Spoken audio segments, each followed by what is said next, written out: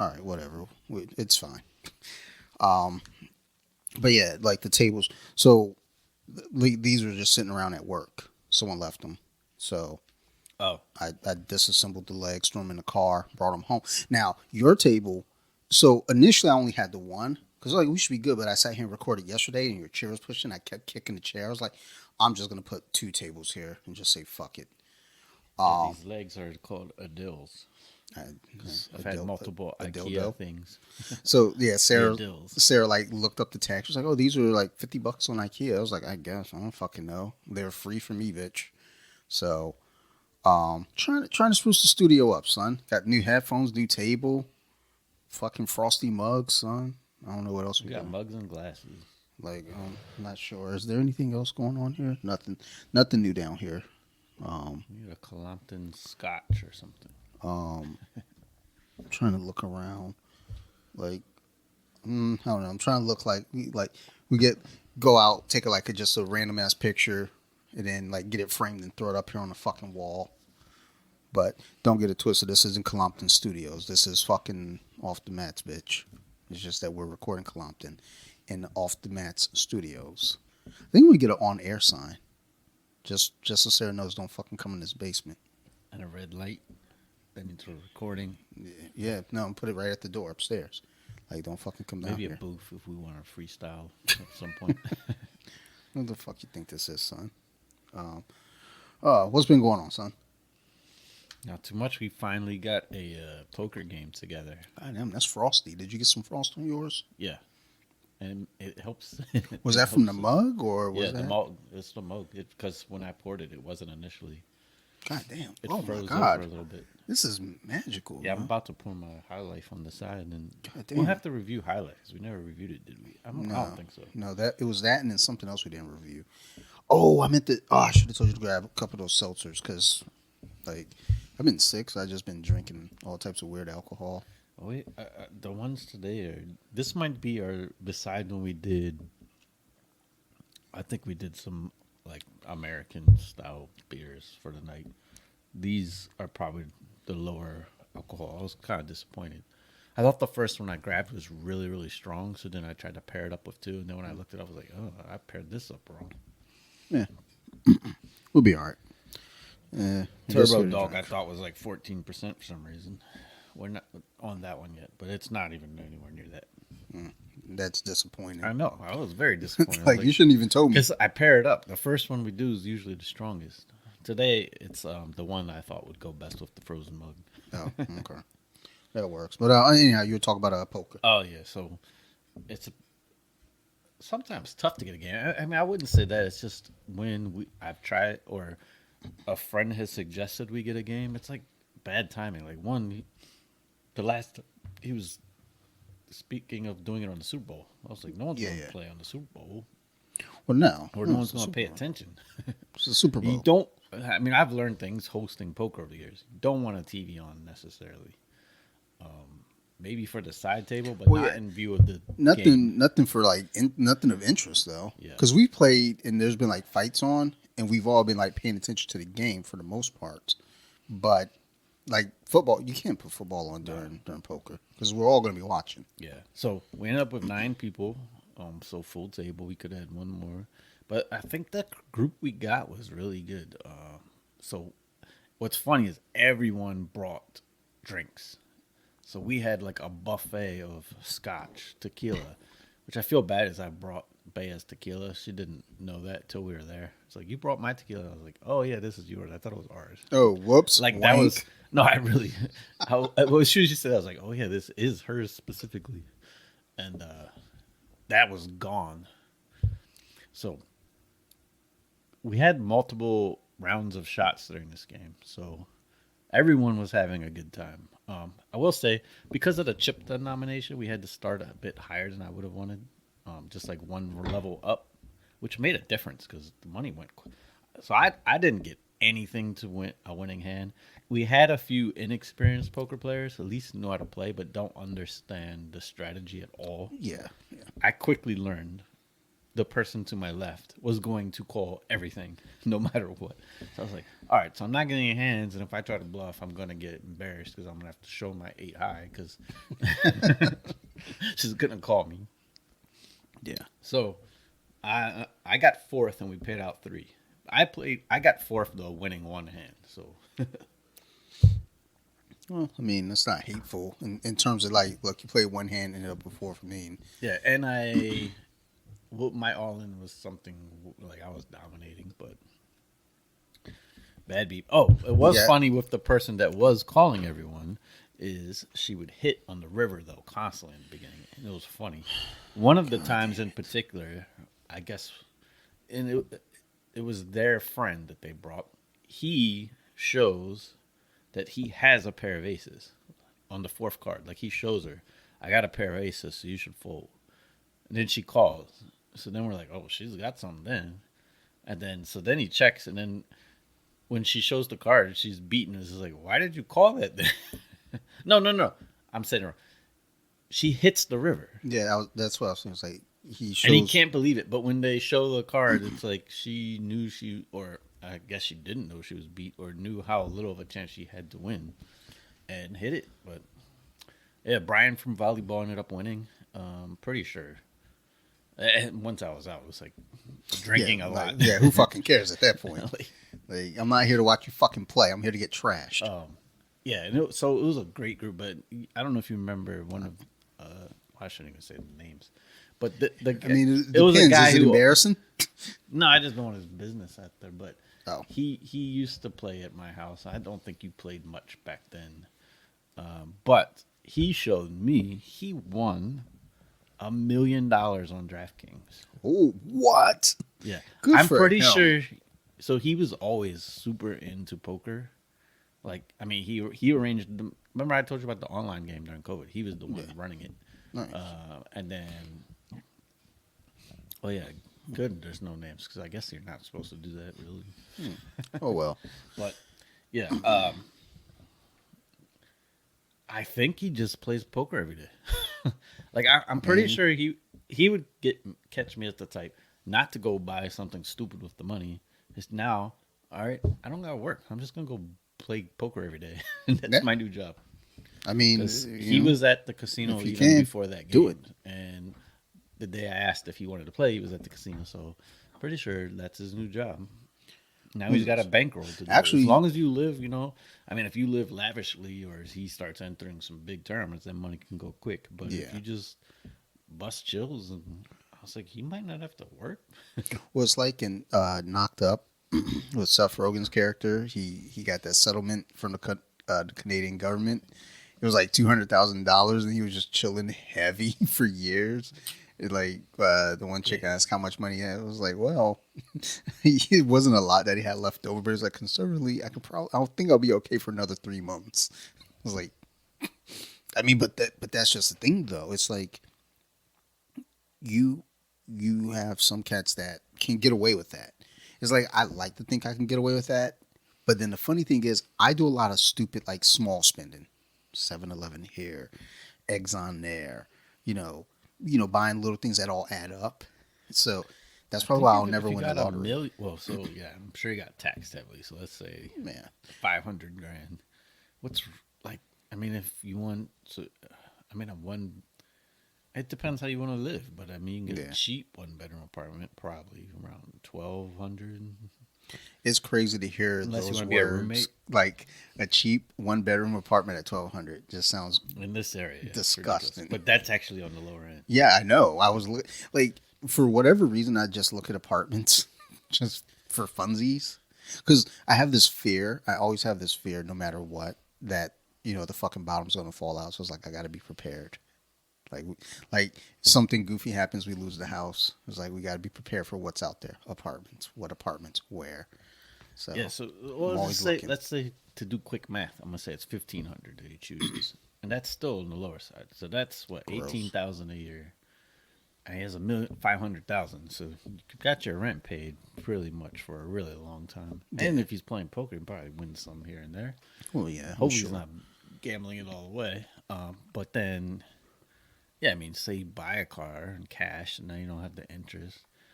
then you just got your cable, If electric even. bill, and then food. So yeah, you could live on 500 grand pretty comfortably for a a very long time. And Yeah. then if you invest it, maybe it's gonna even freaking go up if you invest it right. Yeah. I mean, that's just the Shoot, thing. invest just Just 100 grand. knowing what you're gonna do with it, and yeah. If you just invest 100, And I mean, if you the conservative way, like, if this stocks ever return to normal, I mean, probably in 10 years that doubles up, at least, maybe three, two times. yeah, I mean, there's, you know, there are ways to do it and ways not to do it. I mean, it's just like a matter of how were you living before?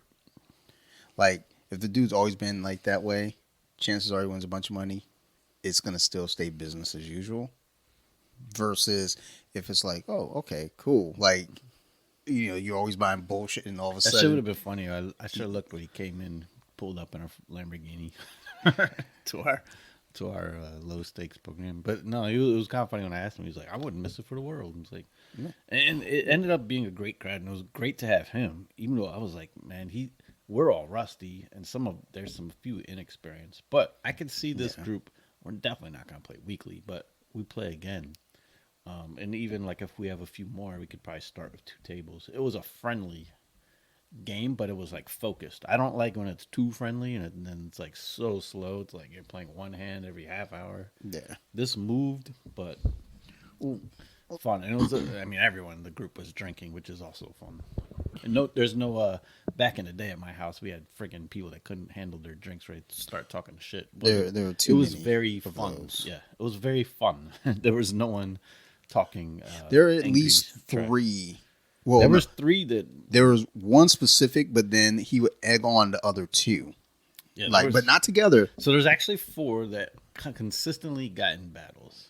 We had Oh, okay, the yeah, one yeah, yeah. everyone disliked. Yep. We had the one that drank too much. Hmm. We had the one from fantasy that he would get into the other guy's head. Yeah. Yep. I know what you're talking And then occasionally the one that why I started keeping stats on Colompton Yeah. would get into the other one's nerves too. So number 3 was the one that I actually discount. I forgot about him. So yeah, the other 3. Yep. Those are already. Those were like etched in my memories, like, because one will like just fucking get belligerent, and one or the other. It would very rarely be him going at both of them. He'd pick one and just fuck with them the whole time, and then it's like the next week he goes at the other one. Meanwhile, number 3 is just fucking egging it on, or if he gets noticed, then it becomes, he'll start drinking, start getting into it. It's a fucking nightmare sometimes, dude. Oh, it got bad sometimes. I was like, like now you guys are screaming at each other and like on a regular basis. Like after one of the games we went out and fucking played basketball. Like, Oh, somehow it turned into 2 guys talking trash about basketball, which neither one of them were even good. The one guy he played probably 3 times at my house. It was the older brother of someone else Yeah. we knew, and I mean, we're all taking bets, and I bet on him because I knew how the other one played. He was like, he's not very good. I mean, it's like you look and I was like, But all it right, was hilarious. he is might be what, athletic. There's maybe like around 8 or 9 of us, and then we're like all traveled to this court on a Monday night. In the middle of the night, we found some court nearby, like behind office Yeah, buildings and shit. it was off in the cut, and we all get out to watch this game. Like we're all placing bets, and then man, the checkup. I immediately learned, dude just ran to the basket without dribbling and shot a layup. I was like, I bet on the wrong person. It's like, damn, you don't even know how to play basketball. Jesus Christ. I remember one of the last times I played. No, it wasn't one of the last times I played. But I remember there was one time we played when I still lived in Oakland Mills.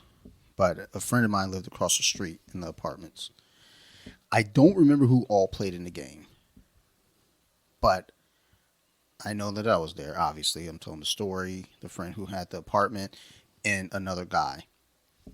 And I remember, like, the person who owned the apartment or was renting the apartment, I played poker with them other places as well. I can't even describe it. It's obnoxious. This individual, because they're a call station. They'll call everything. They're like, oh, I've got, a Jack 2. I'm going to ride this son of a bitch down. You're raising to get rid of them. They're calling everything. Oh, look at this. They hit trip 2s on the turn in the river. Bullshit like that. And I remember they hit some bullshit. It was like, I remember they got a pair of 8s on some bullshit, or they had a pair of 8s, and then they hit like 2 pair on the river, some bullshit. Meanwhile, like, I'm crushing it. And I remember we talked afterwards, and like, this person had it in their head that they're good at poker. It's like, you're not good. You're just calling it. It's like if you have a handful of darts and throw them all at the dartboard at once, something's going to stick. More than one, maybe 4. If you got like 12 darts. And, there was no arguing with this person. I was just like, okay, whatever. Fast forward to another time we played at their apartment.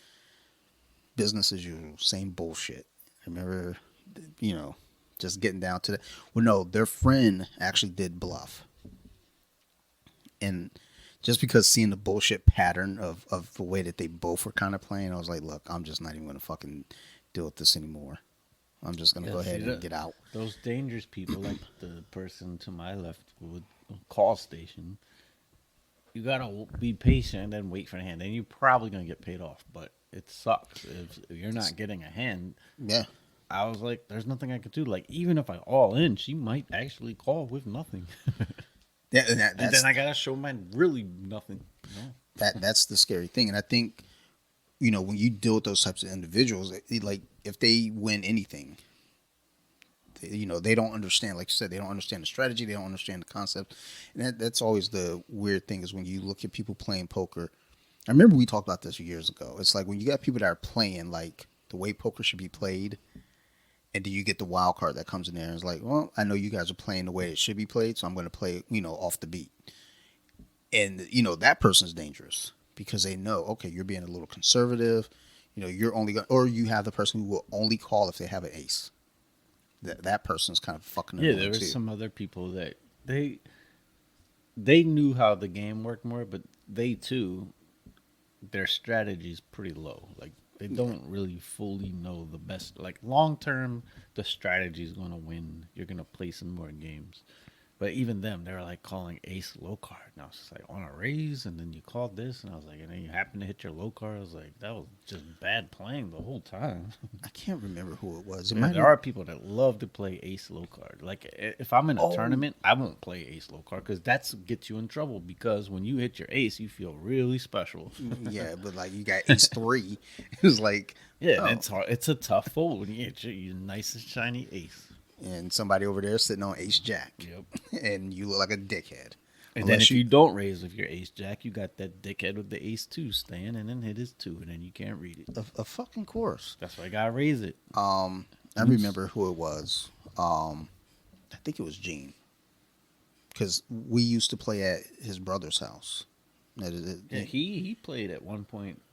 It's kind of funny how much the game moved to different houses. At one time, it was Bird's house.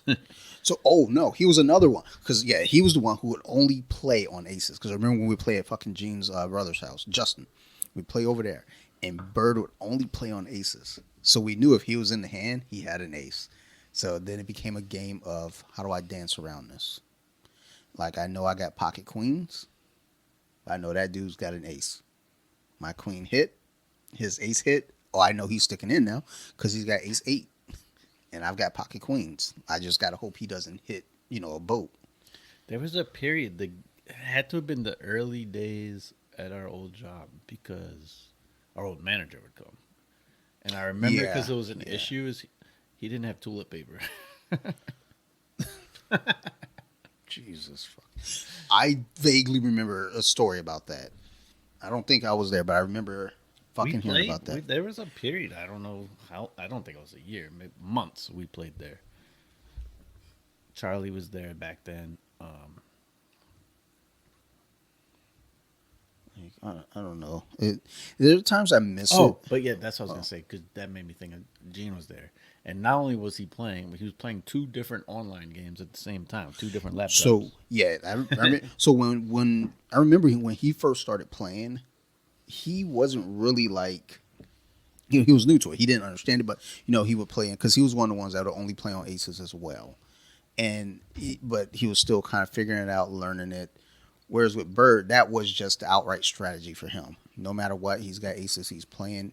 Once Gene figured it out, he developed a strategy. But then he also developed a problem because, like you said, he's playing 2 online games. He's in the middle of a game. Yeah, it was wild. There was one time we played over there on a like Friday or Saturday night, and I remember fucking Charles, this dude, and we got into static later on about this. He and I once, but I remember we're over at Gene's or Justin's. It's down to the end of the night. It's like fucking maybe 2:30. Like, all right, or no, I'm sorry, it's earlier. It's earlier at this point. So we're like, all right. We eliminate Brutus. This is, cash game. You can buy back in or whatever. So he nudges me. He's like, yo, let me get 50 cents. I was like, no, dude. And then he nudges Justin. Let me get 50 cents. I was like, all right, fine. You know what? We both get him 50 cents. So he gets $1. Turn it to 300. Great. And he knew the right moment. He was like, I got to leave now. Because this shit might backfire on me. So he leaves the house. Now, at this point, he leaves. It's 2:30. He leaves. Goes home. Shows back up 45 minutes later. He was like, I can't take it. I got to play. Gone. Lost it all. Well, yeah, it's like, dude, at the very least, come back with like 50.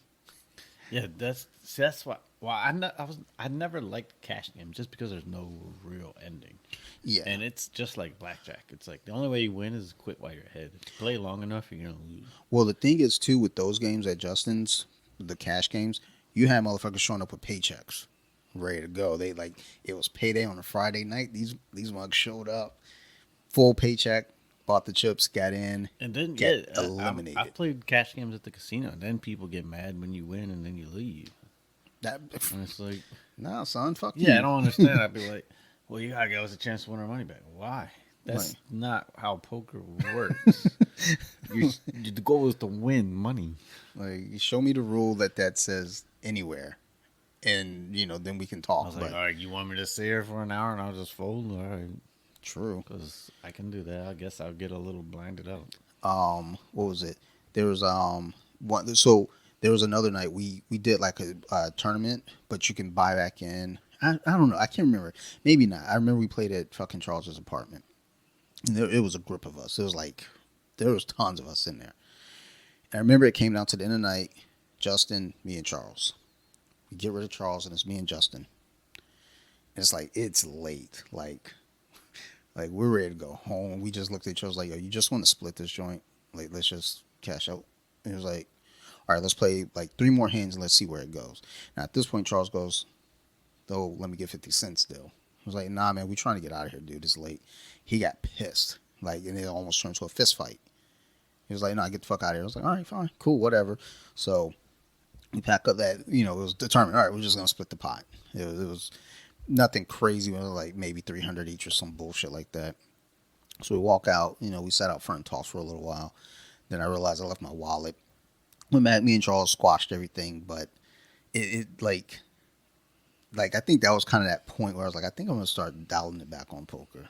It's like, it was fun, but also more often than not when I'm playing, I'm really there for the socialization of it. I'm not really there like thinking, oh, I'm going to win this game. Just like when I'm playing Monopoly. I'm not intending to win Monopoly. I'm just there to fucking cause chaos. I'm not trying to win. I'm just trying to fuck everybody else up. But I don't know, like I almost yesterday I almost downloaded fucking Poker Stars on my phone just to fuck around a little bit more. And I told Sarah, I was like, nope, because I know where this goes. I download that game and then I'm gonna go looking for a game and then that Instagram money. I like the way we could have played on Poker Stars. Like it was basically through whatever online, whatever, something like PayPal or something. Yeah. So it actually works good, and then you can use that site sort of. Don't go doing that. That's frowned upon because gambling's online poker's not legal in Maryland. Okay. But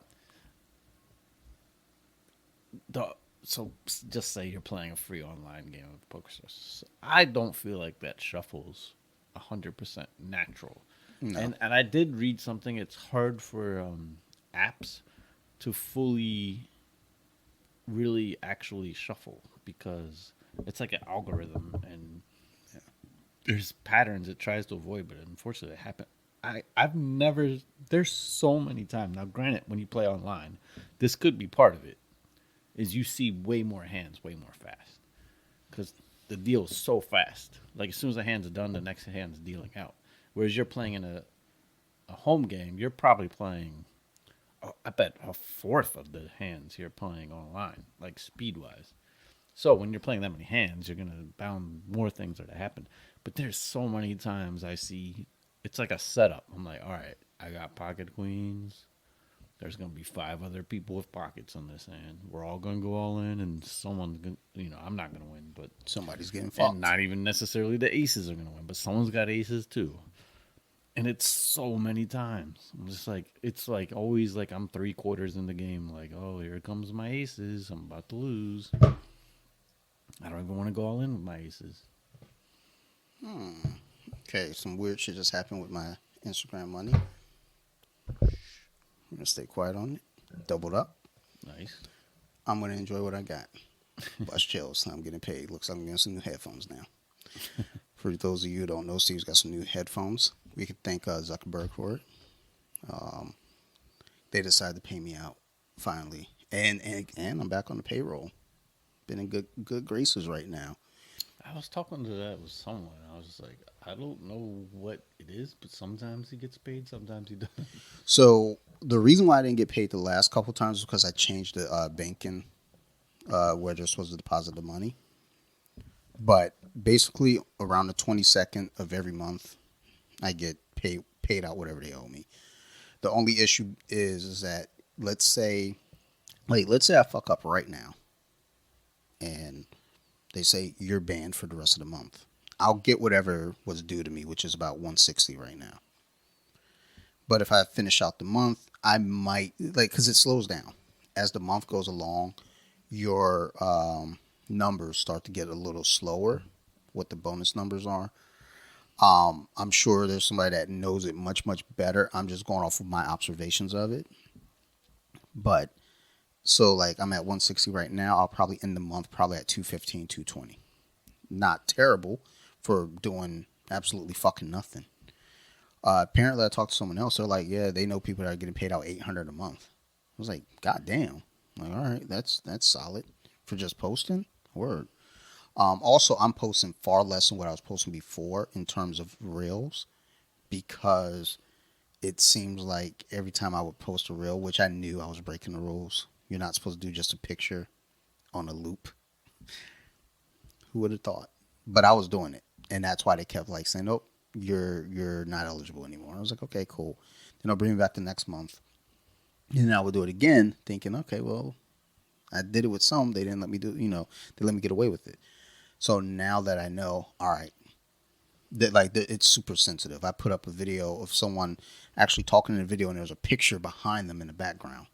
They're like, "Nope, we're cutting you." I was like, "Dude, there's still motion in the video. There's still a video there." So now all my posts are actually like content, some sort of motion. There's no pictures in the background, no bullshit. I'm just fucking playing it safe. And so far, so good. Now, if I can maintain good behavior this month, the next month I'll up it a little bit more with more reels. But just trying to get that money, son. Trying to get Sophie a Nintendo Switch. That's all. I got kids. But yeah, let's go ahead and rate this beer real quick. We've been done with it for a minute. I bet.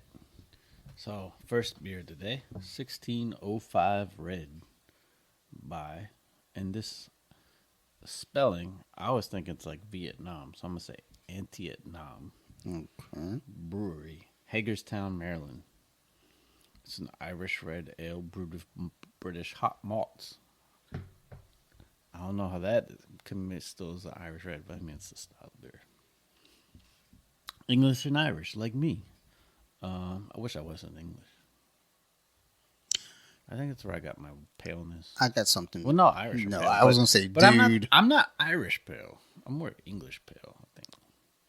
I mean, I have had people say I look Irish. I was gonna say that. I mean, I guess. I mean, Although I've been growing my hair out, it's starting to look dark, like more black than blonde. I'm like, I got something about the English after you're done with this. but yeah, so typical Irish red beer. Well, I wouldn't say typical. They probably wouldn't like me saying that, but smooth with notes of caramel What and they a gonna creamy do? body. Fight us? But yeah, I Yeah. like this one. It had the benefit of going slightly freezing. Um, I think it was a good Irish red ale. It's a 5%er, which is pretty normal for those. Good, but so yeah. I mean, I wrote down my score a while ago, so I wrote 7-2, and it's because if I was in the mood for some Irish red, I think this is a good one. I liked it. Sometimes I'm in the mood for these. They're like sweeter. I liked it. It didn't wow me. I wasn't like, like give me another one. But it was good. It was pretty good. I do like It's the can, the black part, like a smoky looking. this is one of those on the cusp, on the border beers for me between a 6.9 and a 7. I'm gonna go ahead and give it the 7 because I did enjoy it. It didn't it didn't tickle my balls or anything, Yeah, but and I think it was still good the mug helped it. And I for guess sure. one thing to mention is, I guess it's cool. A portion of the proceeds go to Maryland firefighters. I'm down for So that. we're supporting charity You know by what? drinking. Bump it up 7-1. Shout out to the firefighters, son. So there we go. We're supporting Socialism. socialism. Yeah. They were like, no socialism here, but what about fire departments? Well, except for that. And police departments. In them. Like, dickheads. So pretty much, yeah, we contribute to charity. Yeah. Fuck off, y'all. Can I write that off? Maybe. Dude, you can write, You yo. buy a bunch of beer. You- I'm you can write a thinking lot of of this shit year off, son. getting a tax person just because I'm like, I'm curious. I always hear about all this other stuff. I'm like, I'm curious. Like, is there something I could write off of my car? Maybe not because I bought it in New York. But I don't know, man. so There's they gave me so this many weird loopholes, dude. refund for a pretty decent amount on the registration that I paid. And I was just like, what is this? When I say a lot, it was a $700 check. Don't ask what is this. Yeah, Just I was take that like, money, son. Is this? And wait, the check came though from the dealership with no explanation. So I'm just like, wouldn't you write a note of some sort? Maybe. So then, I think they think that you're supposed to know what that's for, so they're just like, oh, we don't need to write a note to this dude. He knows. I don't. yeah, and then nowadays you can deposit a check. I never tried it before, but just through the picture of your. Oh yeah. Oh my god, dude. So that's what I was like, because I don't want to go and be embarrassed. Like, this isn't a real check. Like, haha, yeah, I knew that. Like, but yeah, did it, and 2 days later, I was like, oh. And I read online of like what it could possibly be, and it was like sometimes there's like a refund for the registration. I was like, I wasn't aware I was charged that much. I'm glad they gave my money back. They were trying all types of stuff at the dealership. It was kind of funny. So the loan guy, he goes something like, you don't quite qualify for this rate, but I'm gonna give it to you because he said we'd give it to you. But I mean, and then he said something like, as he says that first, and he's like, he goes through the things we can add, and it's like some stupid stuff like a tire warranty or something else. And I was like, nah, I'm good. And he's like, come on, man, because I did you a favor. I only get paid if you get one of these add-ons. And I was just like, yeah, but I don't want them. Yeah, it's like, I was like, I didn't ask you to do that. yeah, like And I was like, you guys told me the rate, what it would be before I even came here. So I was like, I don't want any of that. And then he was like upset, whatever, sent me back. Then when I see him at the end, he does change his tune. Like, he almost knew. He's like, I had to try it. He's like, and then he even jokes. He goes, you sure you don't want something else? And I was like, nah. He's like, I'm just kidding. Like, here you go. And it was like, I mean, that's salesmen. That's their tactics. They're supposed to kind of pressure you. That's make you why. feel guilty. Like, yo, I'm giving you this right. Yo, what he wanted to add when he came up with the first one, I was like, yo, this is like $100 more a month. Yeah, Like for 5 years, no, that's what I that's a don't lot. like with my current job is like there's some elements of sales, and it's like no, I don't Well, want to that's do that. why. So when I went to schools to be a personal trainer, then when I did my internship of being a personal trainer, I realized it's not. It's more about being a salesman than being a trainer. Like you're trying. First off, you want your clients to believe they can't work out without you, so they keep you. Then the gyms will pressure you to sell all these extra packages and supplements and all types of other stuff. Did we went to that? I don't know if it was for your thing or if it was just Yeah, it was we went to for Bally's no, just it was for. for yeah, it was actually like I had to review a gym and then, but we also wanted to look at it. Well, because I think you, me, and Sarah went. Right? yeah, it was us three, and they were really like fucking leaning on us. It's like, and I mean that you pointed that out about no, I mean it's a sales job. They're just trying to because they got to sell you the supplements and da da da. I was like, I mean, I just want somewhere to lift weights, and I think we were like complaining because they didn't have a basketball court. Like, we got a basketball court here. Like, what kind of fucking gym is this? Like, Yeah, that's the thing. There's Planet Fitness, and it's a great gym for the price, but it's doesn't have anything except the workout gear. well, So I it's mean, for the price, I mean, that's what you're paying for. It's yeah, you're getting. the workout gear. Yeah, I would say you get more than your money's worth because one really good thing of Planet Fitness is you can bring a guest every single time. So So if you're a couple like and work out together, you just need one membership. that's solid. Like forever. Like you always can bring that guest. There's no limit. There's no guest pass limit. Nothing. I love to hear it. So, and they actually have tanning beds. Not that you're into that, but that's free. They have some kind of like red light therapy. I'm kind of interested in what that does. I just want to sit in there and have some red lights on me, see what it does. Yo, there's all types of weird shit now. I don't think it does anything. My neighbor, so Sarah and I were talking about like cold plunges, and just out of sheer coincidence, my neighbor shoots me a text. He's got a cold plunge now in his backyard, and I was like, "That's really weird." Sarah and I were just talking about that. So we're all like in a group text. He and another neighbor and I, and I was like, we doing UFC 285 this weekend?" And he put the picture in the group chat about the cold plunge, and the other neighbor says, "Hell yeah, yo, let's do cold plunges before the fight." I did not respond. Like, I'm not doing that. Because the conversation that Sarah and I were having is that, like, cold plunges, I get it. I do. That doesn't mean I want to fucking do it. Like, after we hit the sauna one week, and then we did kettlebells, we get out the sauna, we head back home. My neighbor was like, all right, I'm going to go hop in and do a cold shower real quick. And I was like, yeah, nah, I'm good. Yeah, I'm all about the sauna. Count me out for anything cold. I don't like anything cold. I don't like waking up in the morning, go to the bathroom, and it's cold. Dude. That makes me stay under the covers a little longer. I shower as late as I can the night before because I hate the idea of getting up in the winter, getting in the shower, and getting as cold as fuck. Oh yeah, and I was spoiled where we used to live. We had the unlimited hot water. The shit we have now is very limited. So yeah, in the morning it's so cold. I bring my space heater in. Like when I get out, I'm like, I'm sure I seem like a bitch, but whatever. I don't like this cold. Man, it's cold as fuck, son. I don't fuck with cold. That's what, like, I meant to have the heat on, but I was like, let's see how we feel. Because sometimes I have these lights on over top of us, and it gets toasty. Right now, I do like it cold when I'm actually sleeping. To be under the blankets. yes. So I don't want to be hot when I'm like sweating when you're sleeping. That's the worst. No. What was it? There was fuck, I forgot what I was about to say. Something about something that was nothing. But either way. I don't think this has to be actually probably not an ice cold beer.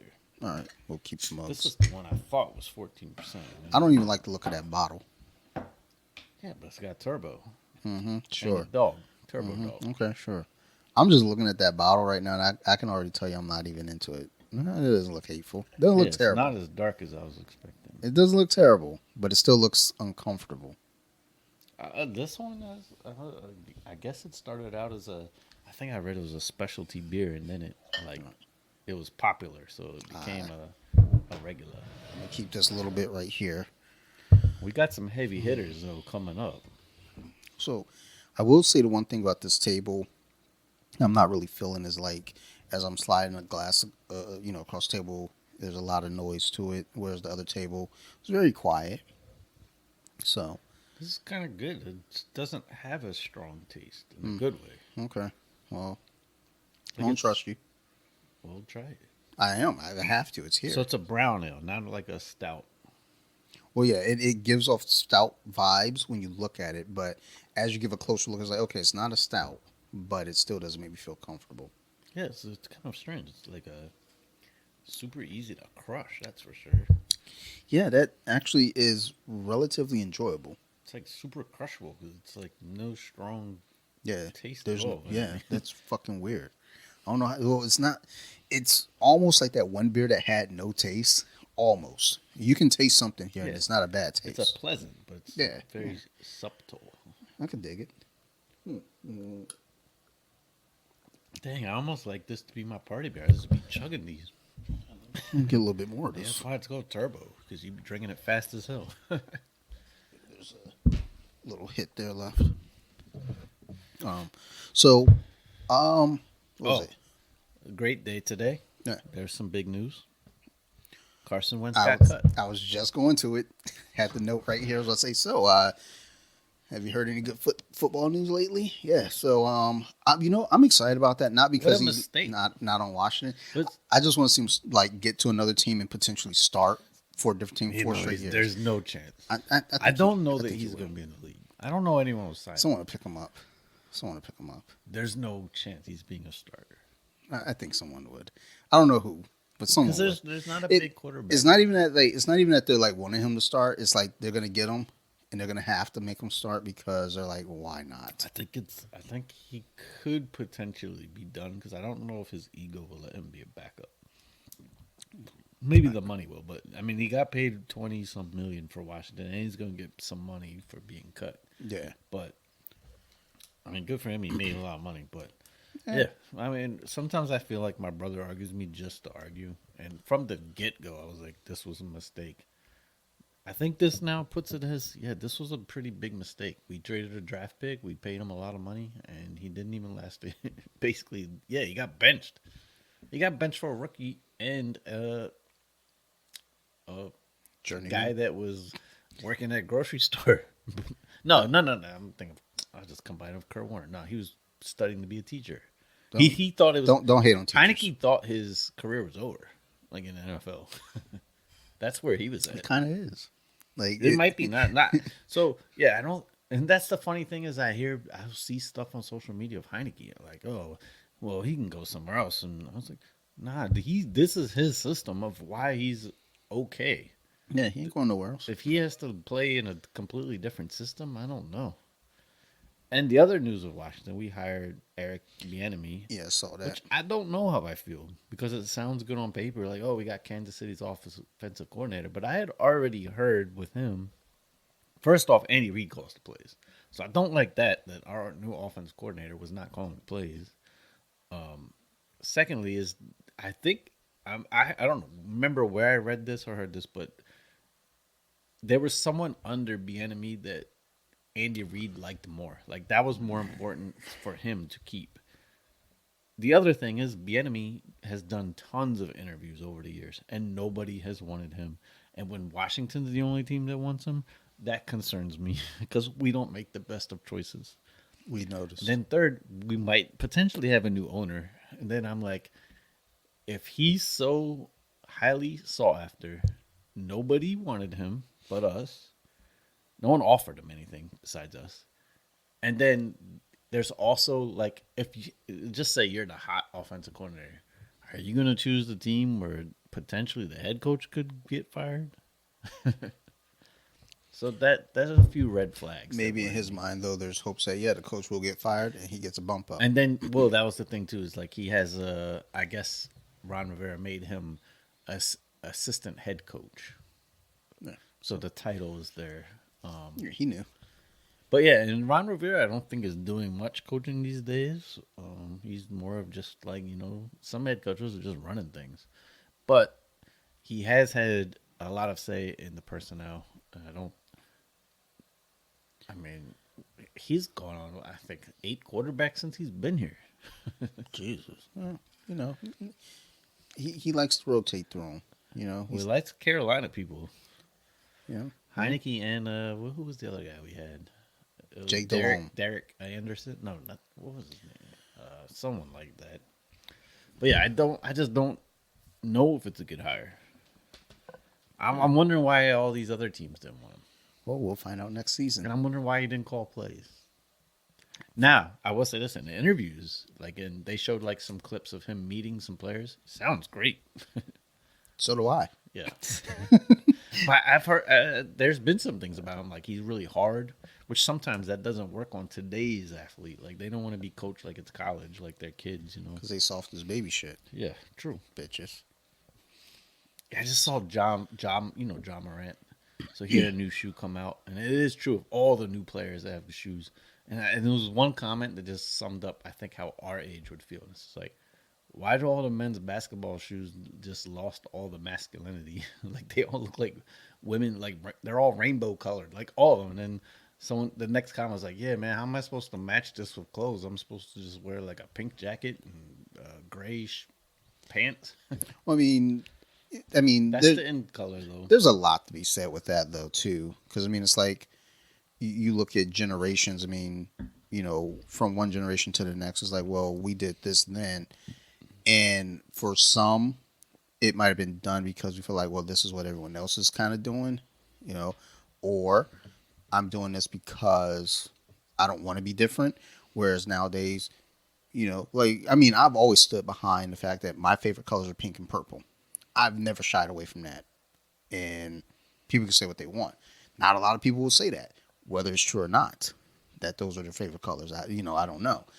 But these days you got cats that are like, look, you know, I like these fucking foo-foo colors. You know, that's why I want my shoe to go on. Now, what's going to really talk is the money.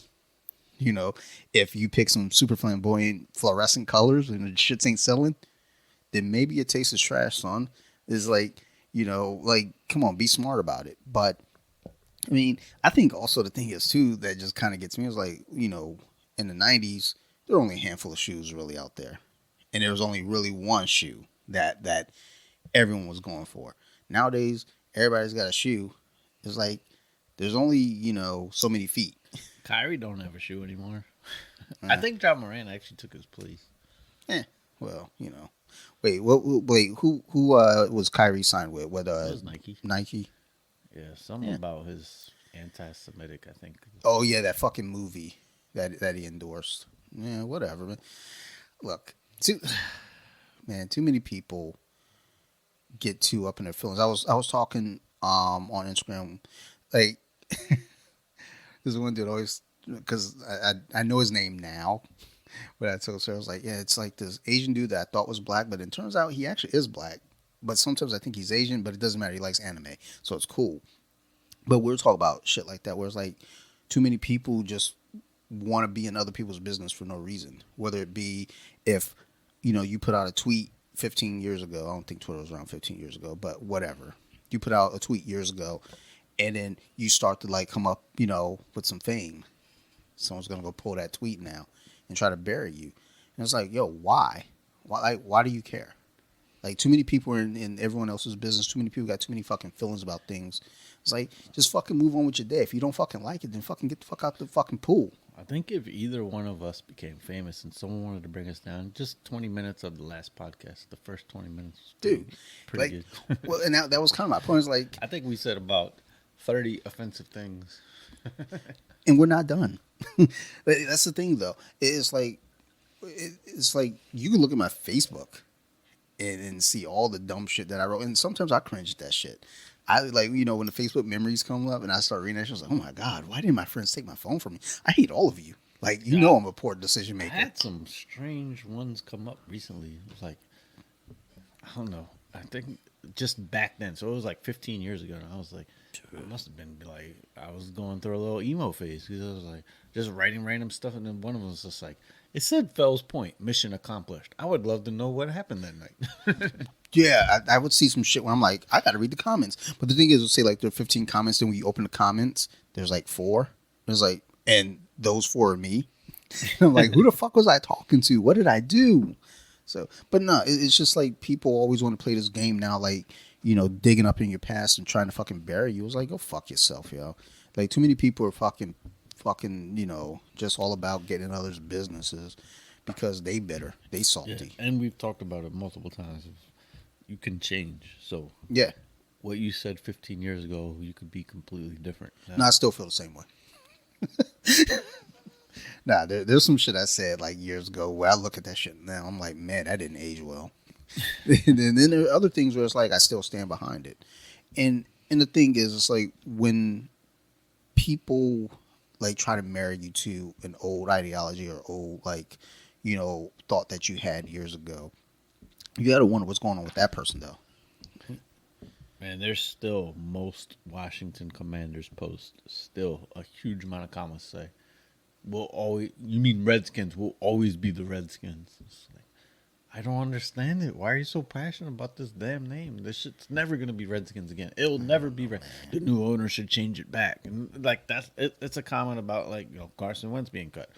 The new owner should change the name back because we'll always be the Redskins. Held to the Redskins till I die. It's like, what is wrong with you? Learn to evolve. We can change the name. We're okay. There was a post, and this conversation came up on Nerd Rage several years back. I didn't get to do my Black History Month visit to Nerd Rage this year. I'm a little sad, so I'm gonna have to storm the show sometime in March, maybe March or April, just to make an appearance. But Joe, who's Chinese, he and I were talking. Well, so the layout is usually Bobby, who's white, Chris, who's white, Joe, who is Chinese, and then I'm there from time to time. Obviously, I'm black. And the question of racism came up. And do you think it'll be gone in 50 years? And Joe, is very much like, yes, I think it'll go away. His argument is, all the races that are here now are going to die off and racism will go on. I was like, absolutely not, dude. Because you have to think, too. It's like, yes, those races will die, but they're also breeding races. And sure, you're going to have some kids that are going to like, I don't subscribe to the ideology. I'm not part of that.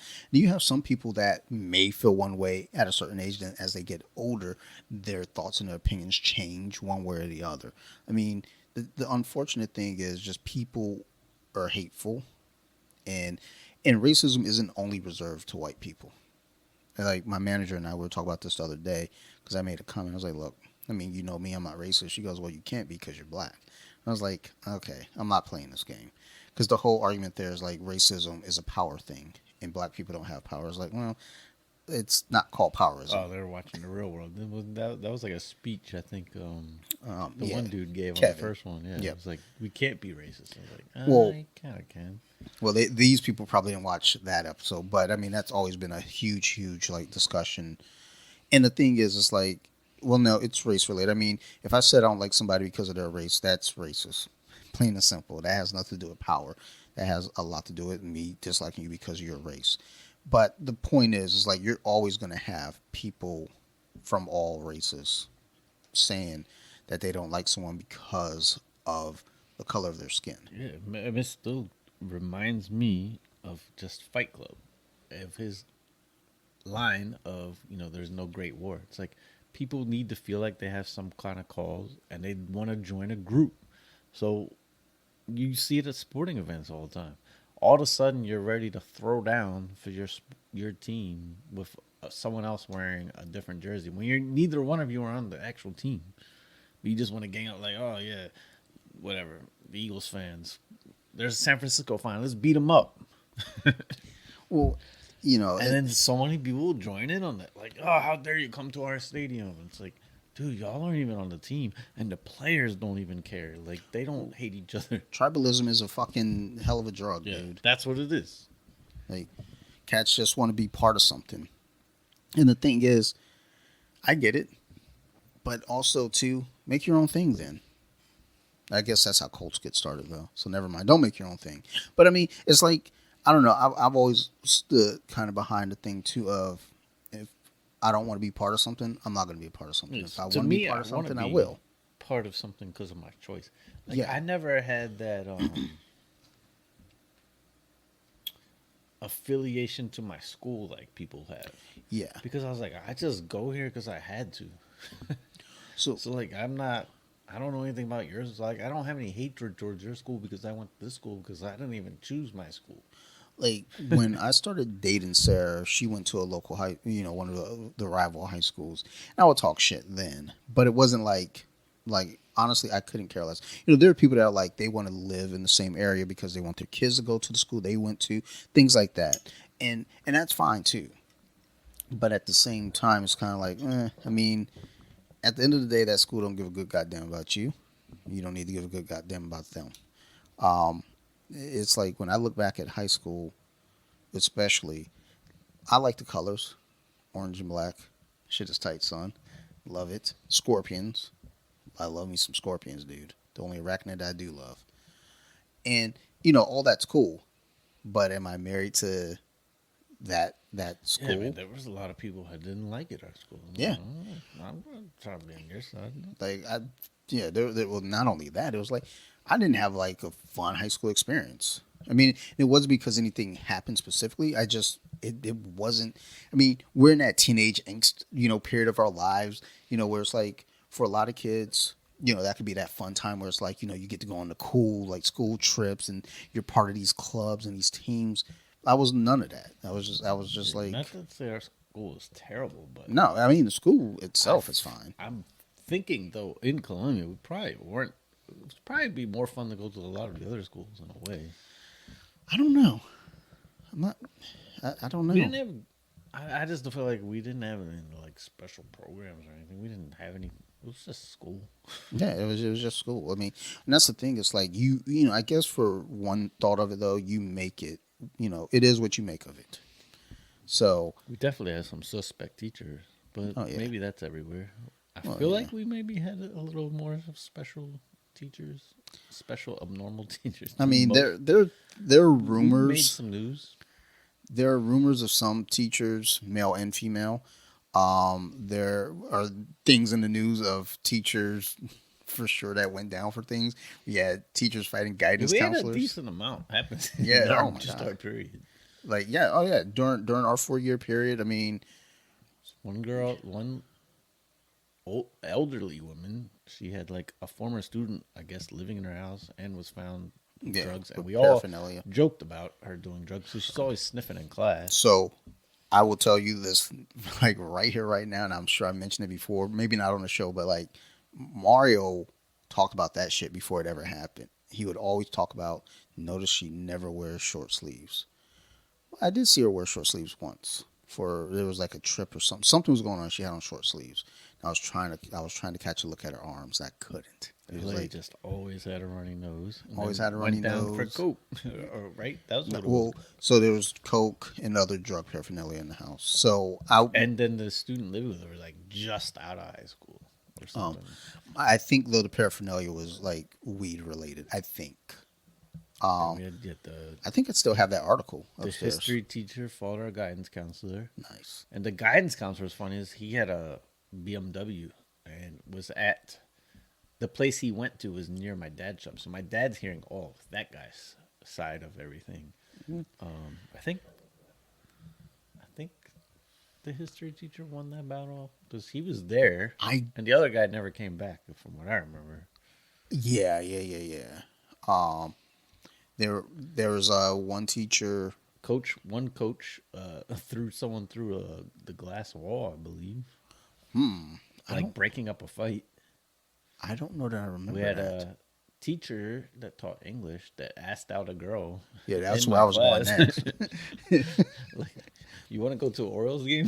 I was I like, don't know. I thought it was a concert. I was the only one in the classroom. Was like, I got tickets to Orioles game. You trying to go? I was like, Yeah. can teachers ask a student to go to the Orioles game? That seems a little. That seems. And she was the aide. Like, wait, was it one of our class? Like one of our. For some reason, I thought it was a concert because that's why it was suspect to me. Because like Orioles game is innocent. It's baseball, son. I don't think it's. I don't it's think fine. a male teacher can take a female student to a baseball game. Sure you can. It's innocent. It's baseball. If he said let's go to a Grateful Dead concert, it's a little suspect. I mean, he looked the type. But then there was a female teacher. I never had this one. I don't even know what she taught, but there's some questionable rumors about her. But considering the source, it's like now when you really think about it, it's like, I don't know that might be true. But then again, she wasn't bad looking, but she wasn't like some of these teachers now. They're like, oh, this teacher is sleeping with a 15-year-old student. I was like, damn, good for that guy. One of his friends must have snitched because they must have been mad that it wasn't them. Because there's no way that dude told. And it turns out that dude was the one that told. It's like, son, what are you doing? That was a cutie pie. But I think that's frowned upon now. We're not supposed to be like praising the cute teacher for sleeping with the kids. I don't know. I just feel like Well, now we got the males will play victim of that scenario. soft as baby shit. I mean, I don't know. Like the world is such a weird place, especially from like 30 years ago. It's like, well, I mean, obviously you should have some kind of fucking change in 30 years, but it's like, yo, like why are we the way we are, yo? I just don't understand. I really like that answered. Like, why are we this way? And you know why? Obama. Thanks, Obama. God dang it. Dickhead. Like, fucking raised the minimum wage to $7.25. Fuck you, guy. Maybe he didn't. Maybe that was something that was going into effect when Bush was leaving. It was like, raise it to $7.25 and leave it there forever. Oh, man. So, want to rate this beer? Yeah, let's go this one. Turbo Dog. Brown ale. There wasn't a lot turbo about it. It's a dark brown ale brewed with pale caramel and chocolate malts. I guess there was a hint of chocolate. It's very light. So yeah, we Like my both daughter. described this as a not a strong taste, but in a good way. Like this beer, you can crush. Doesn't taste heavy despite being a brown ale. Yeah. I liked it. I mean, we drank this really fast. Yeah, I enjoyed it. I didn't think I would, but I did enjoy it. Well, let me rephrase that. I didn't hate it. I wouldn't say I enjoyed it, but I definitely didn't hate it. It Doesn't was a have very a strong flavor, but I it was like how light. smooth it was. That is true. What's our percentage on this? 5.6. That's gross. But let's jump into it anyway. So I'm going to give this a 6.9. So I gave this a 7.4 based off my first beer. Jesus fucking Christ! Yeah, relax. I feel like somehow this total score always is really right. So I feel like what this total score would be is pretty good. Because I can imagine these at a party. I would like this. I'd be crushing these. Like this goes down smoother than a lot of light beers. You're a wild boy. And it's 5.6, so they're drinking their 4.2 Miller Lights. I'll be crushing my Turbo Dogs. 1 second. Sorry. I was sitting there reading text messages because, podcasts and shit. We're important. Well, I'm important. You're kind of important. It was just my podcast. Oh, yeah. My birthday was last week. Just wanted to talk about that. I had cake. We had some German chocolate cake. It's fucking delicious, son. Went to the Red Wings game on Tuesday night. It was a fun time. A lot of fun. I woke up so I was off last week, at least, Monday, Tuesday, Wednesday. So Monday I went and trained. Went to jiu-jitsu Monday morning, and I forgot it was President's Day because I was trying to figure out, I was like, yo, why are there so many motherfuckers in here on the mats this morning? I was like, shit, it's President's Day, that's why. Fuck. All right, cool. So had a okay class. It was a little rough. One of the guys that he hasn't trained in like 3 months. He's a purple belt. I like going against him because he's aggressive and he has like a lot of pressure. So that means I can do the same back to him. I don't have to worry about being gentle. And man, this dude fucked me up. Like I couldn't even like catch. I couldn't figure it out yet. He was beating the shit out of me. I was like, oh shit, yo. I didn't even turn the gas on yet. So got shit kicked out of me on the day before my birthday. No big deal. It happens. That I go to jiu-jitsu, get my ass whipped all the time. But then I keep in mind I can beat the shit out of other people though. So it's okay if I go in there and get beat up. It's fun. So then on my birthday, I decided we don't have a regular class on Tuesdays. So I went to the Tuesday morning 6:30 a.m. class. Let me tell you, I'm not doing that again. That was a fucking terrible idea. Nice group of guys though. So if you go to the 6:30 a.m. class, that's one of those classes where you see people you've never seen before because these motherfuckers don't make it to any other class. I went in there and like skill wise, I'm better than them, I think. But cognitively, 6:30 a.m., not better than them. I hardly ever get choked just because I have good defense and I have like a stocky neck, so it's hard to like get under and choke me. Man, these cats was beating the piss out of me every time. I think the coach got to a point where he looked at me and he looked at this one white belt and was like, "Hey, come roll with Dante over here." And I think that was just kind of when it was like, "Look, I'm gonna try to give you a light roll." And even still, that kid, because he's got long legs, he was still a handful. But at the very least, he didn't understand certain like positions, like body positions and like balance. So I was just sweeping this kid left and right and just fucking all types of pressure. I was like, "Fuck this." But they're all nice guys. Afterwards, I sat around and talked. Came home and took a nap for the rest of the day. That's how I spent my birthday. And then we went up. We rode the metro up to watch the Caps game. Sophie and I throwing our Red Wings jerseys. Went up there. Was like, all right, cool. We represented. There's a lot of Red Wing fans in attendance. Like you would have thought almost. It might have been, I don't know, home game for Detroit. There's a lot of cheering for Detroit up there, son. So Washington's rolling lately. Detroit won 3-1. And Sophie is my grandma. My grandma does not give a shit about sports, but if Detroit scores, grandma is cheering. Sophie's the same way. Sophie was not paying attention to the game. She was eating popcorn and pretzels. She was having a blast just eating snacks. And it's past bedtime. Detroit scored a goal and you just hear this blood curdling scream. Yeah! And I'm looking at her like, girl, chill. We are in enemy territory. We are wearing Red Wing jerseys right now. We will get jumped. But nah, the Caps fans are really, really nice. Unlike Ravens fans. The Caps fans are extremely sweet. But what was bugging me out, because hockey, it's cold as fucking there because of the ice. It's not that cold, but it's definitely not warm. It's not pleasant. There's this broad sitting next to us in flip-flops. No socks, just flip-flops, feet exposed, and I'm sitting there looking at this broil. It stressed me out. I couldn't focus most of the time because I'm looking like, yo, your feet got to be cold, girl. They got to be. Well, I'm guessing she was white.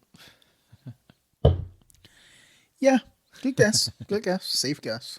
A little overweight? No. Oh, that's rare. No, little lady. Because there's a lot of overweight people that be rocking flip flops. Baltimore, 40 degrees. That's and how they short. do. That's how they do in Baltimore. But this was DC. Yeah, I don't understand that because, like I said, when I went to that ridiculously cold Ravens game, I had layers upon layers upon layers. But the one thing that I couldn't get warm was my feet. Yeah, feet are always tough to keep. Like you can have like all types of like super protective socks. Nah, son, feet are wild. But no, it was a fun time. We rode back on the metro. I tried to use the app for the Metro Pass. Not a good idea. Didn't work. App did not work at all. But they were letting me through. I didn't even know they had that. It's dumb. I'll just buy the little paper ticket. Yeah, Sarah has like the cards, and like I told her, just bring the card just in case. Oh yeah, now you gotta buy it. Yeah, now you gotta buy a card. It's like $1 or something. Yeah, it's. I mean, the thing is, you keep the card and you just recharge it anytime you go up, which is fine.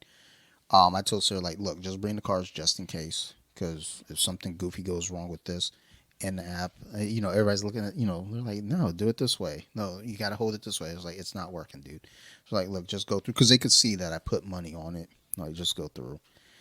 And then when I got to the other side, they're like, just explain to the lady on the other side. I explained to her. She's looking at me like, nah, son, you ain't getting over on me. I was like, yo, I had to get through. They let me through. Like, here, you can see.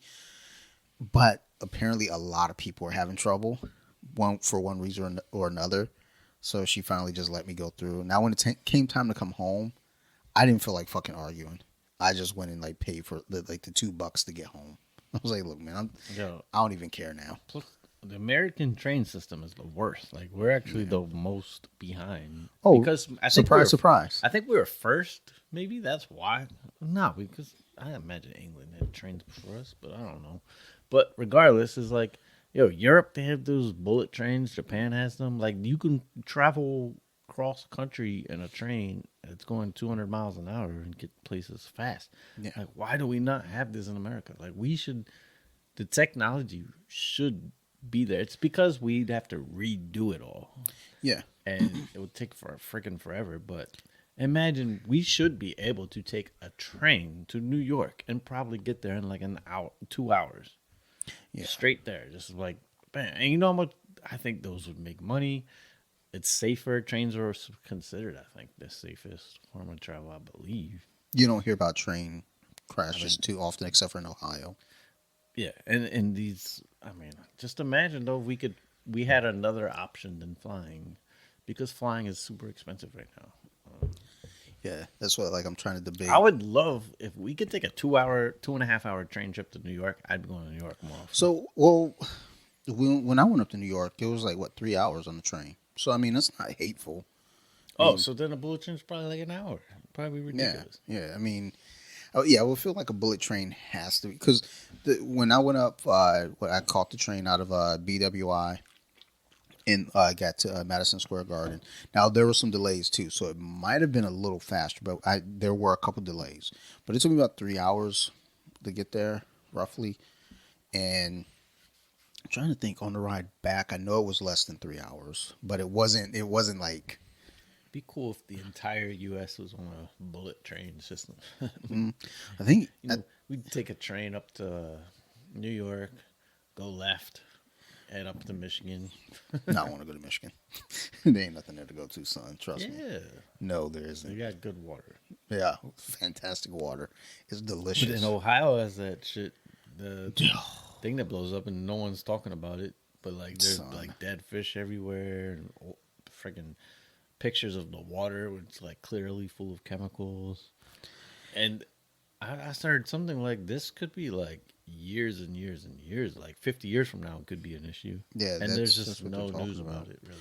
Well, Besides social media, I haven't seen anything on the real news. well, I mean, when COVID hit, Sarah and I were down here. We would watch this one show on NBC, and then we stay up and watch the local news.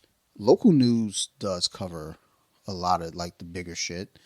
The thing is with like the 24-hour news, like the national news, like CNN, Fox News, MSNBC, and all the others. I mean, well, it's already been said that they're like they have like in small print, their entertainment. Yeah, Not apparently, even like news. whoever the owner or the company that owned the whatever the accident Yeah. was a big contributor to like news networks and stuff. So like they So, yeah. controlled the news story, but like yeah, they said like something like a big ass mushroom cloud farm that went over New York. Have you seen the and it was pictures like, of it? Yeah, That shit looks unreal, yo. It's like when I saw the pictures, I was like it's that's like, not it real. sounds like a freaking like a nuclear bomb where it'll be year like Ohio's about to have a bunch of deformed kids coming in the next 30 years. Look, I know I talk a lot of shit about Ohio. This is a fact because fuck them. But when it comes to this kind of thing, dude, it's really fucked up. It is, and the even more fucked up thing is like, where's the help? Where's the aid for them? Like they I think they certainly gave them like 20 minutes head start. Like, look, we're about to set some shit on fire. Y'all might want to get out of town. Some bullshit like that. And then they told, okay, it's safe to go back home.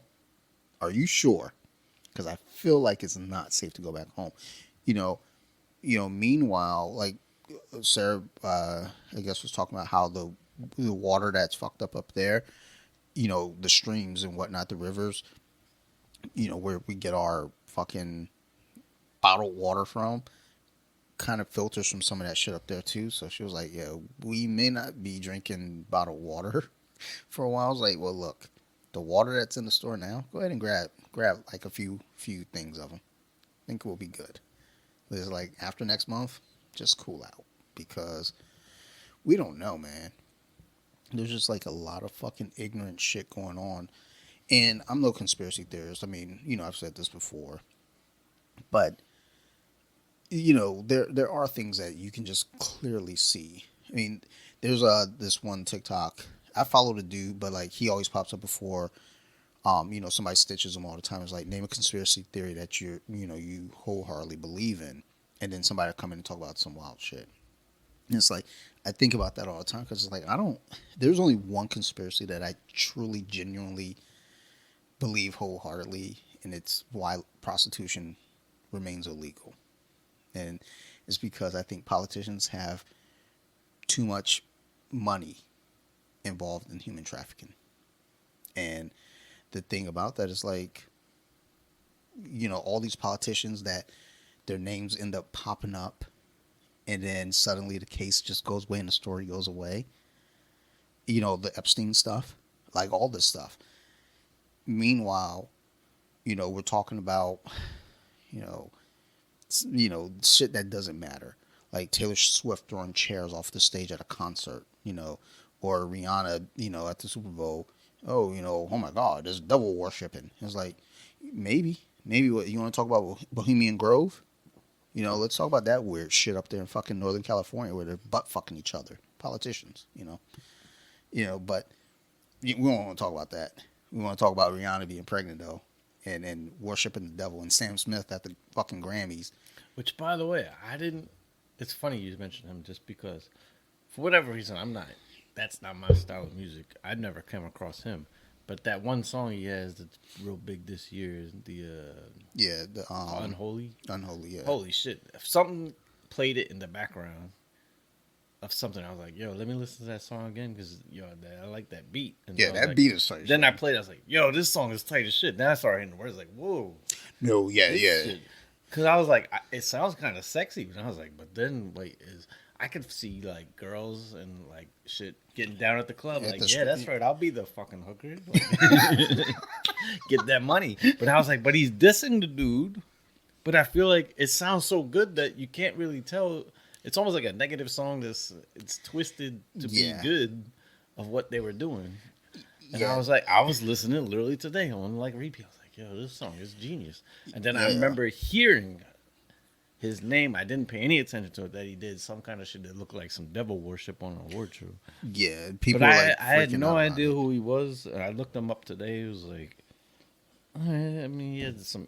I saw an interview with him. He was kind of interesting. Something said something like it was something that changed your life. You remember? It's like something about McDonald's French fries. The first time he had them, so I think he used to be a fat kid. He said.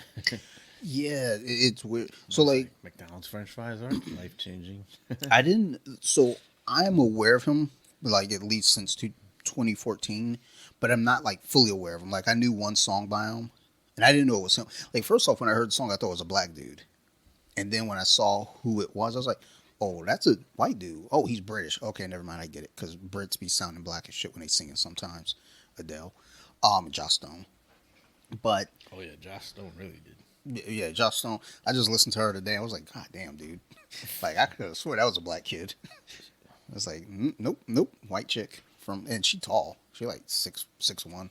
I like it. Yeah, I like that song is banging though. Yeah, that beat is so tight, yo. Cause I was listening to it the other day. And I was just like, I was like, do people? I could see. I mean, this is a sexy sounding beat. Yeah. And then I was like, but it's about cheating. I was like. So so the beat has been popping up on like TikTok and Instagram Reels for a while now. And I guess that's how I hear music now, is just through that platform. I think that's the way you blow up nowadays. But the thing is, it still never clicked until I heard about it at the Grammys, and I was like, "Oh, okay, that's an actual song." Then I listened to the song one night before bed, and I was like, "Holy shit! Like this song is wild, but that beat, that beat is like, I'm fucking with this beat." Yeah, though. then I read like I was like, because again, it sounds so sexy. It's almost like the girls part. I see girls be like, "Yeah, do that shit. Like get that Prada." But then I was like, and I was just curious of what his point of view was, and it was like he had a friend that was talking shit, and he felt bad for the wife, and that's what he's basically like calling him out on it, without calling him out on it. So, and then I guess the female part of that song, not so fast. trans. Not that there's a problem with that, but when I listened to it, I was like, She is? yeah, Because I saw her, she was German. yeah, yeah. So, They I didn't know that. they made a big deal about that, and I was like, but then when I listened to it, it's like, oh my god, like like still love the song all the same. It's like, wow, like Yeah, I mean, that's tight as shit. But just looking him up briefly, I was like, I could tell right away what he's into, and that's fine. It's no secret, obviously. well, so there's Yeah, one, that song is banging though. I was like, yeah, there's that song. another song he did, like the first song I heard him on years ago. Like again, it was Sam Smith like Disclosure featuring Sam Smith. Listened to it, I was like, okay, this song is tight. I still love the song.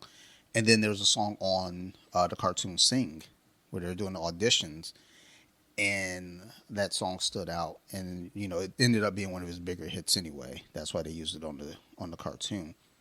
And I listened to some of his music. I was like, it's fine. You can tell there's a change over the years because in the beginning it was very like ballady and like just like the softness to it, and now it's just like fuck that. Like I got my money. I can do what I want. Kind of like Christina Aguilera with her first song. I was like, okay, we're going to be popish. Then the second one, she was like, we're going to get dirty. Get Redman on this song. They're like, girl, you better fucking relax. I was wondering what happened with, again, I'm still not a fan, but Macklemore, I showed you that song. Yeah. Like, yo, this dude was poppy as hell when he came. Like, I mean, super, like, clean cut image. The songs weren't, and then he makes this freaking gangster song with DJ Premier doing scratches years later, and I was like, but then I saw someone in the comments was like, and it might be true, it's like, yo, he got his money, now he's gonna make the music he wanted to make. Well, yeah, but that's how it goes though. You get that first album, maybe even your second album, you make what the studio wants you to make. Then once you get your money, so it gets weird too, because you could take that advance and now you owe them for however If many you albums. signed the wrong type of deal, Yeah. But or you can take the route that some of them are taking now, where it's like, look, I'm gonna make this album for you the first time, and figure out your deal, however you're gonna get your money, and do your touring, and then your second or your third album is where you can do the music you want to do. Yeah, if you can get something, I heard Everlast say in an interview, Jump Around was just, it allowed him to do whatever he wants. Yeah. Because he doesn't need to have a successful album because he's still getting money off that album. Well, it's like, because I was talking with my one of my coworkers about this the other day, because it was after the Super Bowl, so we were talking about Rihanna. So he is a Beyonce fan, and he was excited he got tickets to the Beyonce show. And I was like, all right, that's cool. And I was like, look, I'm going to let you know something right now from the bottom of my heart. And I know you're going to get upset about this, and you're a big dude, so you might be able to beat my ass, but that's okay because I'll run faster than you. But Beyonce's a really good performer. Let me tell you, buddy, I wouldn't want to hear her sing. Not that she's bad, but it's like, when Rolling Stone did their list of, I guess, top 100 best voices in history, I don't know where Beyonce is on that list, but let me tell you, she wouldn't be on mine. Because that's what I told him. No, I told him she would be in my bottom 60. He looked at me. He was like, Dante, you're saying things right now that's crossing the line. I was like, look, I'm just being honest. Would you rather me lie to you? You want honesty. I'm going to be honest. I'm not a fan of her voice. She's fine. I like a lot of her songs. Me, Myself, and I. It's a fucking great song, son. Naughty Girl, fucking great song. But let me tell you, I don't need her. I just need those beats. Yeah, I was gonna say a lot of her songs is the beat. Yeah. Like anyone's gonna sound pretty decent on it. Yeah, but we were talking about Christina Aguilera because we're like, she disappeared. It's like she's still making music, but it's like she just vanished. She did her first album, Genie in a Bottle and everything. Then she did the next one with Redman on there. Then she did the third one, which was a double album, and it took a different direction as far as like the sound. There was a couple songs under that I like, and then from there, I think she did a Spanish album, and it was like she was gone. She did a album back in Didn't she do like the real over the top sexual a little bit later? Because in the first, she was like almost like a Britney rival, but like had a squeaky clean. So the then second she went too extreme. Yeah, the second album she went off. It was called Dirty, wasn't it? Yeah, Then she went there. So the second album was called Stripped, and the first single was Dirty, with two R's. And the thing is, it was like yeah, it was like, whoa, relax. But I think she was trying to get away from that image because she was a Disney. Yeah, She was that's one of the why. She was Musketeers. trying to be away from that child star looking. Whereas meanwhile, Britney was like, fuck it. She slow rolled it. She still played the innocent part, but there was a sexiness that she could portray and still have the innocence there that mainstream like listeners and viewers could really absorb. Whereas Christina was like, fuck that. Let me, get dreads. I'm gonna wear as little clothes as I can. I'm gonna do this fucking video with Redman. I'm gonna be sweaty as fuck in the video, and let's see how people take it. And the thing is, that was the first single off the album, and people almost forgot about her after that. And she did that song "Beautiful," which was a big, big, big hit. But people forget about it because it's like, what'd you do after that? And she still did a lot of good songs after that. And she also won a Grammy. People are just like, but you're not Britney. Yeah, but I beat Britney for the Grammy, bitch. Yeah, but Britney kind of dialed She it was in. a far better singer though. Easily. Like she's like, when I think about voices that I want to hear, I love hearing her voice. Like she's got power to it. Whereas, and that's one thing my coworker and I were talking about was like voices with power behind it, where, you could, you know, there are ranges to it. Pink is another one that surprisingly people don't realize she's got a strong fucking voice.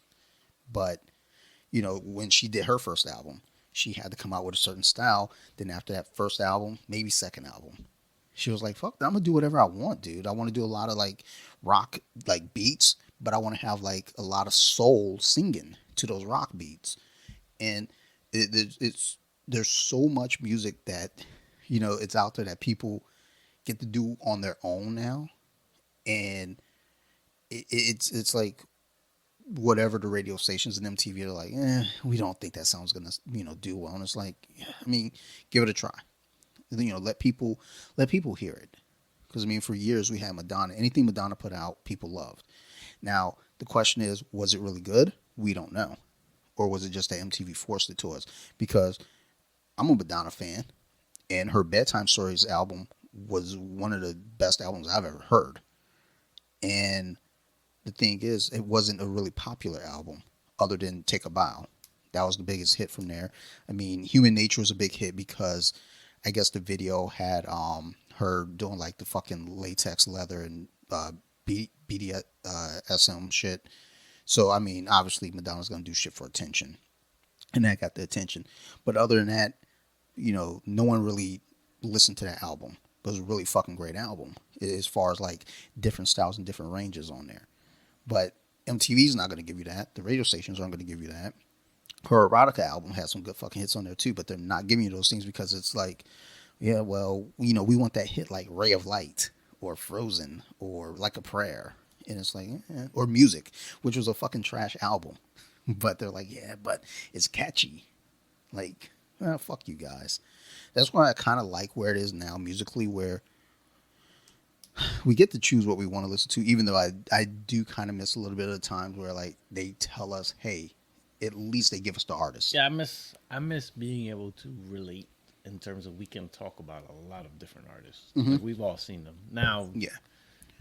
I didn't even come across Sam Smith because that shit. We don't have the same music outlets. Like if I'm listening to my same hip hop channels, he's not coming up. I'm not. Where MTV forced me to see some stuff I maybe wouldn't have heard on the radio. Or, Yeah. and then I guess nowadays though, all the top artists now, I believe, like song wise, is usually blowing up through TikTok. Yes and no.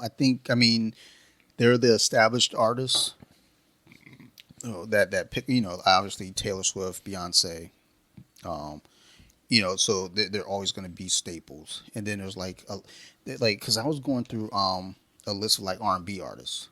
I was like, I want to hear some good soulful R&B, and there's so many fucking good R&B artists that aren't getting any play. So it's like you have to kind of go to fucking Spotify. You pull up anyone now. It's like, okay, well, I'll make a playlist, or I do Amazon Music. I'll make a playlist off of this person now. Although today was an NWA day, so I mean, I can't stray too far. So I was like, I was sitting there walking around the property. I was like, I want to listen to right now. I want to listen to Ice Cube. And I was like, I don't want to just listen to Ice Cube. I want to listen. Let's put on NWA. Let's just go through it. I was thinking about that as I remember I bought. Um, I try not to say racial slurs on this podcast. Ends for Life album, and as a kid, I didn't understand the static that was going on with Ice Cube at the time, so I just didn't get it. But I remember being in Boy Scouts. I had my Walkman. I was listening to this, and one of the kids, this white kid, I remember his name was Jason, and he just popped in my head today. He was the only kid that got it. He was like, "Yo, is that Ends for Life?" I was like, "Yeah, son." And he was like, "Yo, can I hear it?" I was like, "Yeah, let him," because his parents wasn't gonna let him have that CD or that tape. He was like, "Yo, this shit is tight." I was like, "It is, ain't it?" You know. Meanwhile, everybody else in the troop, they're just like, we're like the misfits. It's like these fucking hoodlums listen to their gangster rap. Meanwhile, half the troop was black. Fuck them kids in Newark, Delaware, son. That's why I got kicked out of that group. Well, I didn't get kicked out.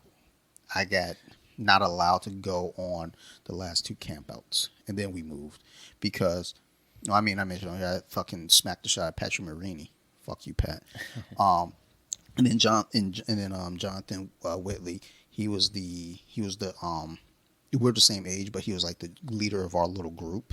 And his dad was one of the scoutmasters, and I beat him up too, because I missed the camp out because I just didn't want to go on it. But the prior camp out to that, I nearly got frostbite. So, because they weren't doing campouts in December and January, it was like it's just too fucking cold. So this was the first year we did one in January or December. I didn't have waterproof boots. I stepped in a puddle. We're on a fucking 2 mile hike, which isn't really long, but when you get lost in the woods, it's long as fuck. So I ended up getting shipped out of there. There were so many times in Boy Scouts I got shipped home. It's fucked up, yo. But I ended up getting shipped home. And the next camp out in January, I decided I'm not going to go. It was just I didn't want to go. Nothing about the frostbite or nothing. I just didn't feel like going. I remember going to the meeting the following Tuesday. And he comes up to me. He goes, and it seemed innocent. He goes, "Why didn't you come to the last camp out?" And I looked up to him. I said, "Well, I didn't want to." And he pushed my head and he called me a wimp. Before he can get his hand back from pushing my head, I jumped up and I was on his ass like white on rice. I remember his dad later on after the breakup and everything. He pulls me back to, I guess, our little library area. And he too told me the same thing as Patrick Marini's dad said. If you put your hands on my son again, I'm going to put my hands on you. And of course, me being me, as always, I said, so what? I'm a stupid kid. I should have got my ass whipped, and it wouldn't have been a shocker if I got beat up by a grown-ass man that day in the library. But it didn't happen. So to Jonathan Whitney, fuck you. Patrick Marini, fuck you. And fuck your punk-ass daddies, too. Threatening a little boy who's going to whip their asses. Ooh. Preach. It is funny. We were talking about the whole tribal thing. Of like, I was guilty when I was younger of being the. This one's a weird one. I feel like I don't want you to see the can. See if you could taste it. You like donuts? I can't smell anything on this. That's why Yeah, it doesn't smell. I smelled the other beer. That's why I was like, But I was guilty when I was younger of like rap beefs. You almost chose your team a little bit. oh, I would say like one time I remember. I'm trying to think the first time. I do remember when Cypress Hill had the beef with Ice Cube. And it was like, because Ice Cube stole one of their hooks, and he was known for that. But at the same time, Ice Cube's a beast. And Be Real and Ice Cube supported Cypress Hill maybe more than anyone in the beginning. He always wore Cypress Hill shirts, and he was bigger than them initially. And so he put them, he probably brought a lot of credibility to them.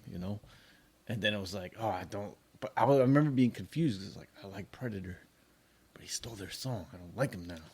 For a little bit, so there was a brief time I didn't like him because of that, and then I went to one of the shows where Be Real had his someone on Cypress Hill's crew knocked out Ice Cube and stole his chain, and it just seemed like a big moment then. But it's one of those silly things. Like I'm not affiliated with Cypress Hill, and then I got real confused when Cypress Hill had the brief beef with House Pain on one song. Mugg says something like "House painting down with us," and I was like confused. Like now I'm baffled. Y'all are the same crew. Now what do I do? And then they were fine. Like the next album, but rap beefs do have people choosing one or the other. Hey, real quick, this fight was so fast. The fight just started, and it's over like that. Jose Aldo versus Cub Swanson. This is back in the WEC days for the featherweight title. This dude hit him with a double knee right out the gate. Ends the fight. Damn, so he has two of the fastest fights. See, and that's the thing is like, hold on, here it is. Boom, boom. Like he just like they So just started right in the beginning. So yeah, the does fight he have just the started. record for two of the fastest fights of all time? So the thing is, I don't know if they can like because like I mean the fight just started and it's like I never see this get brought up as like one of the fastest knockouts. Because then he got one knocked out. Yeah, because then Conor beat him in 13, and it's like okay, but what was this? Because it doesn't even show me the time. Oh yeah, he looks young as hell in this. Oh yeah, well it's funny. He got some big eye bags later. It's funny because he's still like relatively young. I mean, like when I say relatively young for considering how long he's been fighting, I think he might be 40 now. But when he was in the UFC, he was still like he wasn't even 30. He had like been champ for like he'd been undefeated for like 9 years or some shit like that. But yeah, anyway, sorry. I knew it was coming up because I had seen this fight a billion times, but I couldn't remember if it was like right out the gate or what. But yeah, Rap beefs were fun. yeah. So it's funny. Like I was thinking about rap beats last week because I was on Amazon Music and I was like, yo, I want to like listen to some rap beefs because I was listening to Jay-Z and when he had that beef with Nas, and I was like, all right, it was a fun back and forth. What's funny is a lot of them. It almost starts they're actually like each other. It's just something happens. It's almost like usually it's like a misunderstanding. Yeah. Or like Ice Cube even. I mean, he just left the group because he saw that shit early on that their deal wasn't good, and he was writing the songs. He made the right move, and then I think they saw it later. Like, Yeah, it was like after the but fact. at the time, it was like, oh, you're leaving the crew. yeah, they call him Benedict Arnold and everything. It was like, oh, y'all want to come at me? Hold on, let me write this song called No Vaseline. Let me tell y'all what I think about you, bitch. Yeah, so again, that made me confused. It's like, because then I'm like, dang, he bit Cypress Hill. Like, does he bite songs? But then no Vaseline. He didn't bite off no one. That shit was ruthless. So then I was like, Jesus, I just gotta remember, like, I can't hate on them. I'm not affiliated with these. And then they're all friends now, and it's fine now. So it's like, I'm trying to remember. I didn't know "Mama Said Knock You Out" at the time was a diss song to Kool Moe Dee. I had no idea. Yeah, they had a tight song. They had Static for a while, apparently. Like they were like diss tracks back in the 80s. I think it's because we were so young, Yeah. around that, so I didn't realize that. But like, I loved as a kid, "Mama Said Knock You Out." Yeah, the only diss track that I was fully aware of as a kid was No Vaseline. That was the only one that I knew for sure was a diss track. Other than that, and I only knew that because someone explained it to me. It wasn't like I listened to it and like figured it out. Like I had to be told. I was like, oh, okay. Yeah, and I think when I first heard it, I didn't realize who it was towards necessarily. Yeah. You don't, as a kid, you're just not hearing it. And then again, going back to the Cypress Hill Ice Cube, I was confused because my favorite Ice Cube song, well, my favorite album was Predator. Yeah. And I got that from you. My favorite song he did is Tear This Motherfucker Up, which Muggs produced. So I was like really confused. Like, wait, y'all do good shit together though. I was thinking about that album today. And like, because I know I had like the physical CD. I was like, I haven't seen an actual disc in years. And I have all my music. I think even during the beef, like, I mean, they were ready to, like, it was about to go down in LA because it was like black versus brown. And, but I remember Muggs even saying, like, Ice Cube's like my favorite rapper. I don't like what he did, but talent wise, like, he was still able to separate, like, yo, he's my favorite rapper, though. Well, I think that's the thing, too. It's like we said, a lot of these artists, they're friends. They know each other. They like each other. And something happens. There's a misunderstanding. Like, I don't know the whole thing with the Nas and Jay-Z beef. I know Jay-Z dropped the track and he mentioned Queens and Nas fired back. And That's how they used to be. Yeah, the very early hip hop beefs were like, you mentioned a neighborhood wrong. And the thing is, it's like, the track that he did it on, he was kind of going at Mobb Deep. He was going at everyone. And and then it ended up like Nas fired. Like I think Nas was like the most vocal about firing back with a couple different tracks. And then Jay-Z came back, and then eventually Jay-Z's mom was like, "Stop, like leave that boy alone." But it's just interesting. There's a TikTok channel that I follow, and they always talk about like, first I love following them because they talk about like samples from like, you know, way back when and like how it came about, and then they talk about rap beefs. And I'm like, oh man. And then there's some that I wasn't aware. I was like, oh my god, I didn't know about that. Or they tell you like the backstory behind it, like how Ja Rule and 50 their beef came about. It was over. I think 50 took Ja Rule's girl or some shit. I was like, oh shit. I thought Ja Rule was just mad because he was short. I didn't know. My bad. He was mad because like, why he got all the muscles? like I'm gonna shoot him 9 times. But like, yeah, the rap beef stuff is kind of weird. Ja Rule's career took a major hit after that. I think Cannabis's career ended. Oh, the, LL destroyed that dude. He didn't get out the gate. Rap, but yeah, I'm trying to think of the beefs that ended a career. I think that was one. It didn't end it, but it took him out of. Yeah, he wasn't in mainstream conversations for sure. I mean, the unfortunate Biggie and Tupac thing ended, you know, lives. But I mean, as far as like lyrically, you know, in sales and stuff, I mean, Cannabis is the first one that comes to mind because he went at LL on the one track 4321, and I think LL was saying like, I guess Cannabis wrote a verse, and then LL wrote a verse in retaliation, and he was like, "You take yours back, and I'll take mine back," and neither of them took them back. So it was like, so y'all were both fucking bullshitting. It's like, because if Cannabis took his out, LL was going to keep his in, and if LL took his out, Cannabis was keeping his in. The thing is, on LL's song, so it's like, how you gonna? That shit was weird. Like, how you gonna diss him on his own track? So, and then LL came back with fucking what? Who did? I think was it Cannabis that did second round KO. Which, I mean, it was tight, but LL came back with Return of the Ripper, and was like, you don't want to mess with this dude. Yeah, he a grown up. We did a lot of the love songs when he wanted to. That dude could friggin' destroy shit. Because that was the thing. It's like he knew where the marketing was. It was like, look, I can make more money here doing this, and that was probably his interest. Because I mean, his damn name was Ladies Love. Cool. Yeah. Name, so. I think he was more interested in the ladies. He had a track, what was on his first or second album called "I Need Love." I mean, we knew what it was, but the thing is, too, don't get it twisted. This dude can rip you apart if he wanted to, and then leave you feeling fucking silly. Him like back Cannabis. then was pretty advanced. He had a lot of my favorite songs as a kid. So when I was first getting into hip hop, "Mama Said Knock Me Out" was a big one. Like, that was one of my favorite songs at the time. It didn't age well. When I hear it now, I'm like, eh. But, and then going back to Cali I loved the beat to that back then. Like, there was nothing like that. Where, again, it's a super basic scratch. Yeah, I mean, there was nothing like that. Like, that's the main part of that song, that beat.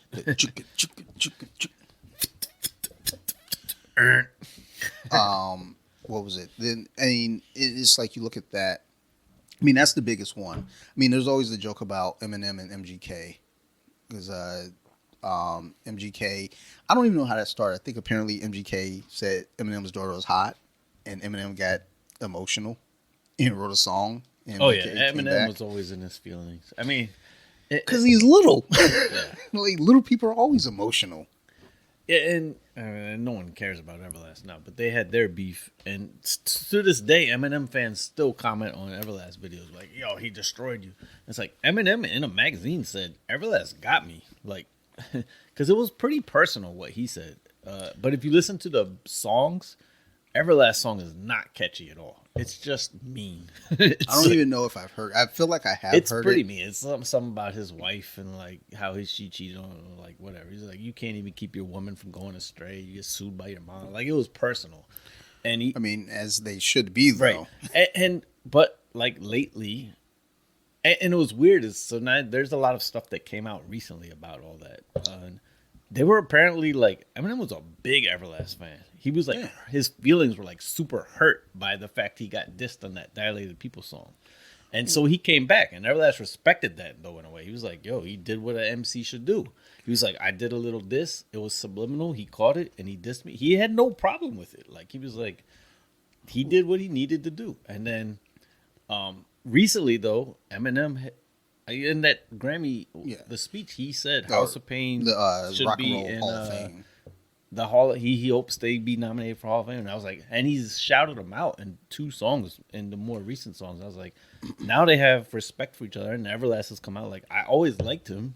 It's just I didn't, Well, it felt like he said that earlier on though too. Even when the beef started, he was like, "I don't have a problem with this dude." like I don't get it. But that's Eminem. And that was over. This is how the beef started. It was so stupid. Apparently they met each other, and Eminem was like looking down and didn't acknowledge him. And Everlast, being like the first white rapper, felt like he paved the way. Should have done a little bit more. But the dude might have been nervous. He might have been at his side of the story, like he had a show to do. He did. And also, to be fair, Everlast has looked very different throughout his career. He might have not recognized him. True. Because dude looks, I mean, from every album, he looks significantly different. What was it? Well, also Eminem's the kind of dude too. He had a fucking beef with Mariah Carey.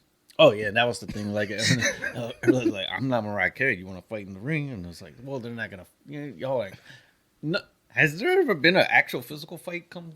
No, it always comes. Not, like, well, I'm sure like at clubs and shit, like but like. Oh yeah, but yeah, that does remind me. Eminem was. I mean, he was probably. I mean, he's a small guy. Yeah, he's a little fella. And because then he took all offense because whatever. I think Limp Bizkit said on TV, Everlast would beat him in a fight. Like Everlast is like 6'2", 200, and Eminem's tiny. That's not really saying. That's not even a diss almost. No, that's stating facts. Yeah, but they're not. They're almost saying like lyrically he could probably take him though, and it's like then he dissed them over that. Well, that's just the weird thing about like all the beefs, and I'm only speaking of up to whatever points I know, because I know there's been more since with like newer rappers and stuff, but it's like a lot of this shit is just misunderstandings. Oh yeah, that's what it's always misunderstanding.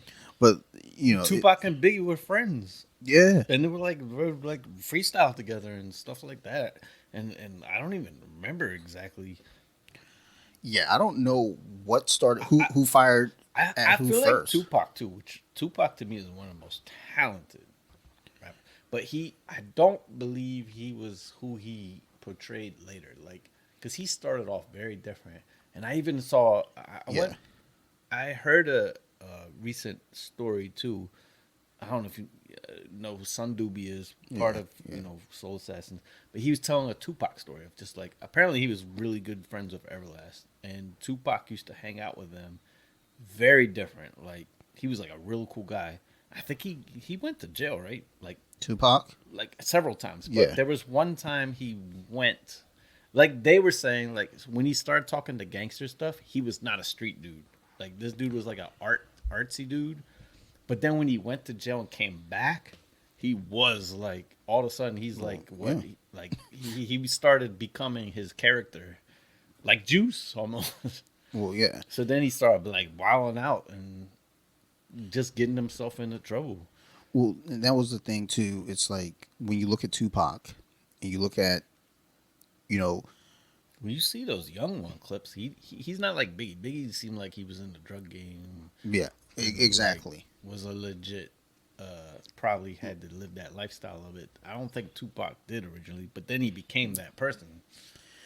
And you start to wonder though with the influence. I mean, of course, you go to jail, and then now you're hanging out with Suge Knight. Suge Knight. And the funny thing about that, even I think there's a documentary that's out that talks about Suge Knight. Suge Knight wasn't about that life. Suge Knight was a nice kid, they said, and he forced himself into that life. But that's not who he is. And it's like, damn, dude, like, what is it with motherfuckers? Well, I mean, it was that era though. It's like, life imitating art. And it's like, damn, dude, like, you want to kind of steer away from that shit because And, nobody gets out of that shit alive. Yeah, most of the time it's rappers being rapping more gangster than they really are. And the thing is too, there's such a thing as being able to rap something, but you're not. You can tell a It's story. still an art form, yeah. Yeah, but at the same time though too, it's like you can tell a story and still live your life one way, but don't tell a story and then decide to start living like that story because that ain't you. And most do not want to like.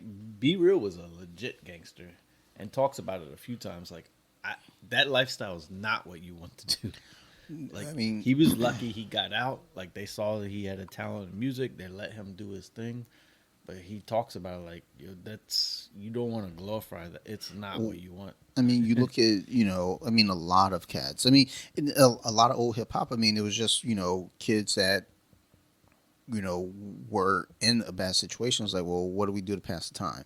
Whether it be breakdancing or just going out to the club. Made them good rappers. Like, they always say that about a boxing. And that's the story of a Creed. When the dude's trying to say, like, you don't have what it takes to be a good boxer because you grew up privileged. Yeah. And I think I've heard Mike Tyson say a similar thing. Yeah, like, his kids could never be a good boxer because they don't have, like, he was desperate to get out of his situation, which is what made him good. Well, yeah, that's what, the saying is, like, it's pretty hard to get up and fight when you're sleeping on silk sheets. It's like, yeah, you're right. I mean, you also look at, what was it? God damn it! Like, there's something there. Fuck, I can't remember now. Whatever the fuck, I don't know. Yeah. But yeah, if you got beef, bring the ruckus. So, oh yeah. Speaking of fucking fights and what have you, fucking Jake Paul. Oh yeah, he lost. I wanted him to win just to keep. Yeah. Going. But I mean, apparently. But you knew if homeboy lost, he was getting kicked out the family. So, Yo, dude, he does not look like a Fury. He's the runt of the family. No, Like, but no, just dude doesn't looks look like a model. I mean, Tyson's Yeah, he's ugly pretty. as shit. Hey, this is a good looking fella. Tyson's body doesn't look too. This dude looks like a bodybuilder more than a. Yeah. So the funny thing is, there was a stand-in for the fight. Mike Perry, former UFC fighter, former bare knuckle boxing fighter. He apparently said there was a script. And it's just funny, like everybody now with this whole script bullshit. It's like, NFL shut script. up. Eagles were supposed to win by. No, I think the Chiefs were supposed to win by just 3. Though. No, you said the Eagles were supposed to win, and the Chiefs ended up winning. It's like, oh, maybe they read the script wrong. Maybe they leaked the or wrong like one. it leaked, so now we got to switch it. We can't be obvious. Well, the thing is, too, it's like, I hate the whole, like, bullshit. Like, oh, this was scripted, this is fake. It's like, Yeah. So I don't think any of them were scripted. From what I gather, like the outcome of this is from Fury, Jake Paul was better than he thought. Probably good enough to be a professional boxer. Good enough to be a champion? Nah. And neither is Fury. I mean, Fury's his combined record for fights he's taken on is pretty bad. Like he's fought like no one. his opponents are like, he's like 17 and 120. Yeah, fucking brutal. But it was a split decision, so that says something. Like, all right, you fought a professional boxer, at least got. I mean, for being a celebrity fighting a real boxer, he knocked Fury down. Now, granted, Fury said he slipped. When you see the replay, I think he did get knocked. It was like a flash knockdown. He wasn't hurt, but I think he did go down. Like it was a stun. So when it comes up on ESPN, because I think in a couple weeks it'll be available to watch, I'll check it out. I forgot about because it was 2 in the afternoon. It was the last round. He does get hit with a pretty good solid jab, and Fury goes down, but he immediately gets back up, so he's not hurt. Yeah, but he says he slipped. I don't see a slip. I think he did get knocked down. Regardless, I think it was scored knockdown, but yeah, I mean it was a split decision, so maybe they fight again. I mean, usually the money they made might as well. Fury's not gonna fight. I don't think Fury has any chance of being a championship boxer if he's struggling with. Well, what he made $7 million off of it, and Jake Paul made 25. Probably gonna make more money off that than anything. Yeah, if they do it. I just say this: I like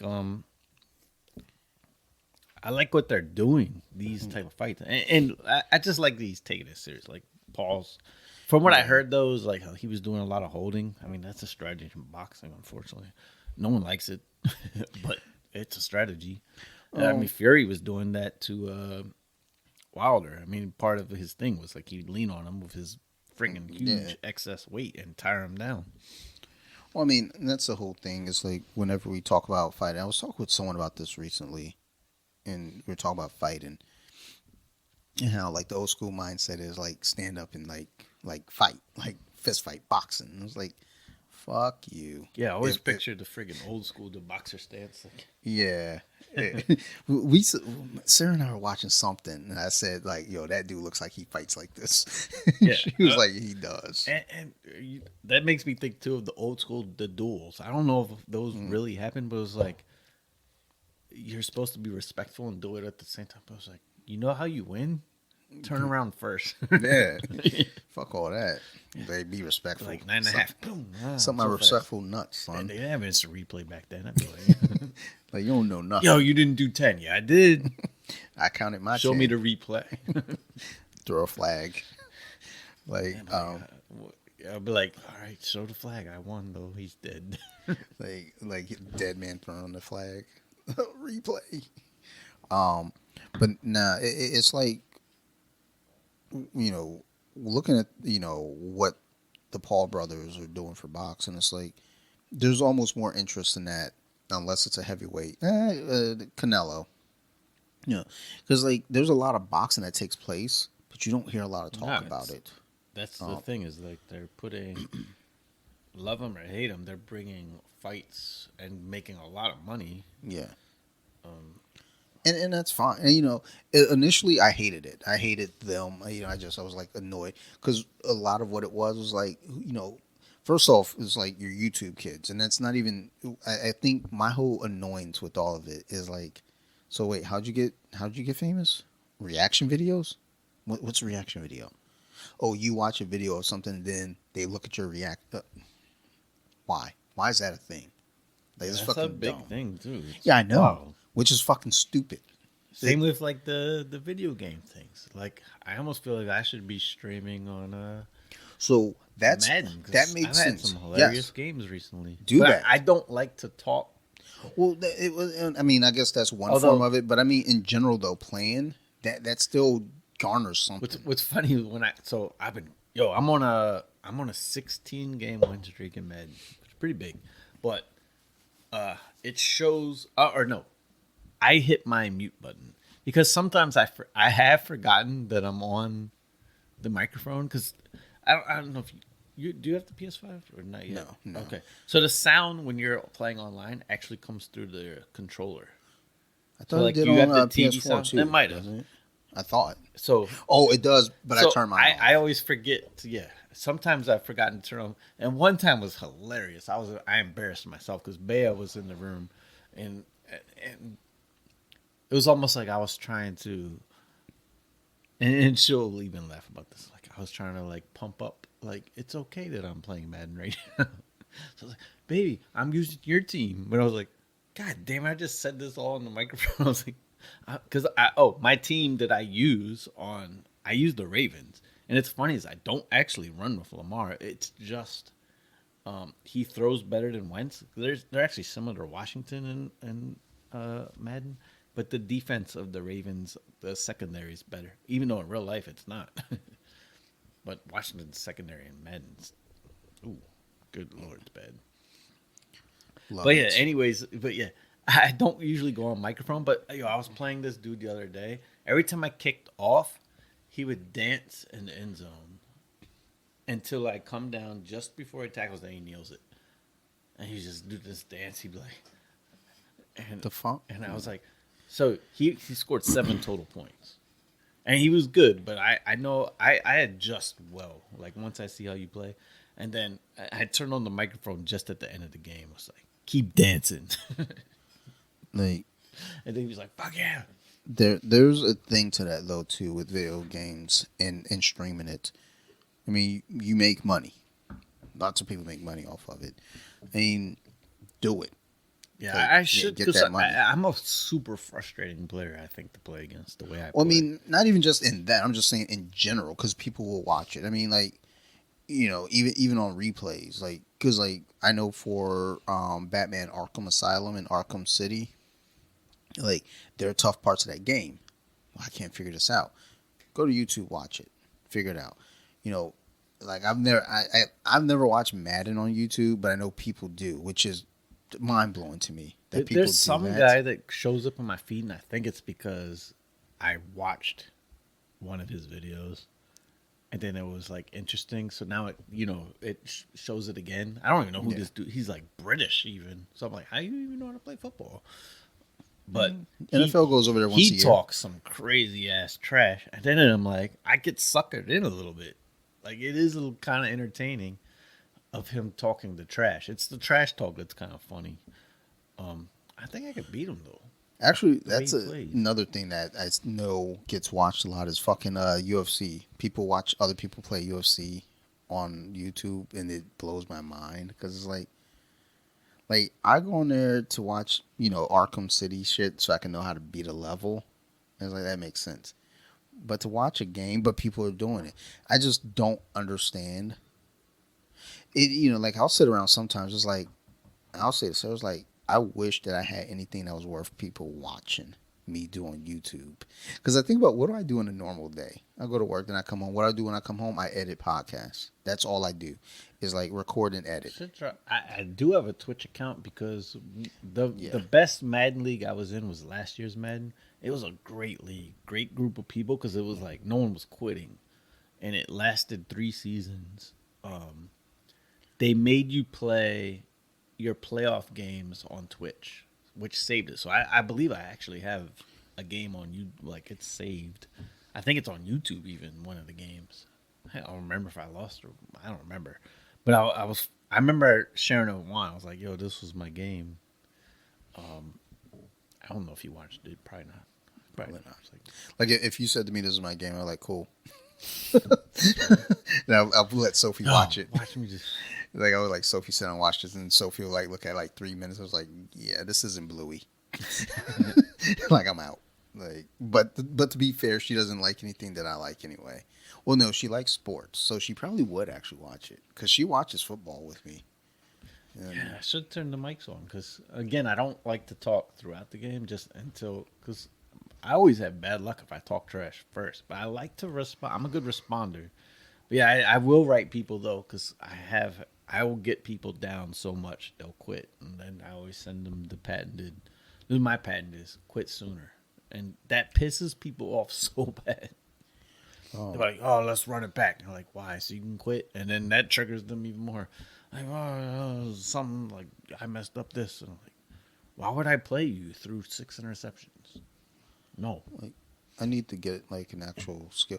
It's like I can't even like put videos of me doing jujitsu because it's like, well, I could just show videos of me getting my ass kicked.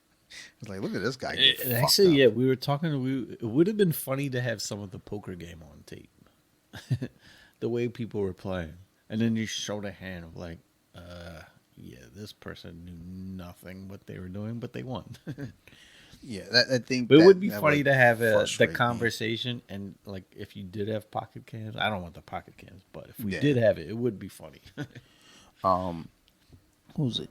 It's always weird thinking about. You think about like where we, all the stuff we used to do then, and how, like whether it be poker back then, basketball back then, any of those things, and then you think about where we are now, like doing podcasts and shit. And it's like how any of that interconnects or relates to doing a podcast. Like imagine us playing poker back then, and then doing a podcast like the following Sunday. Yeah, the Colompton basketball team would have had some fun podcasts.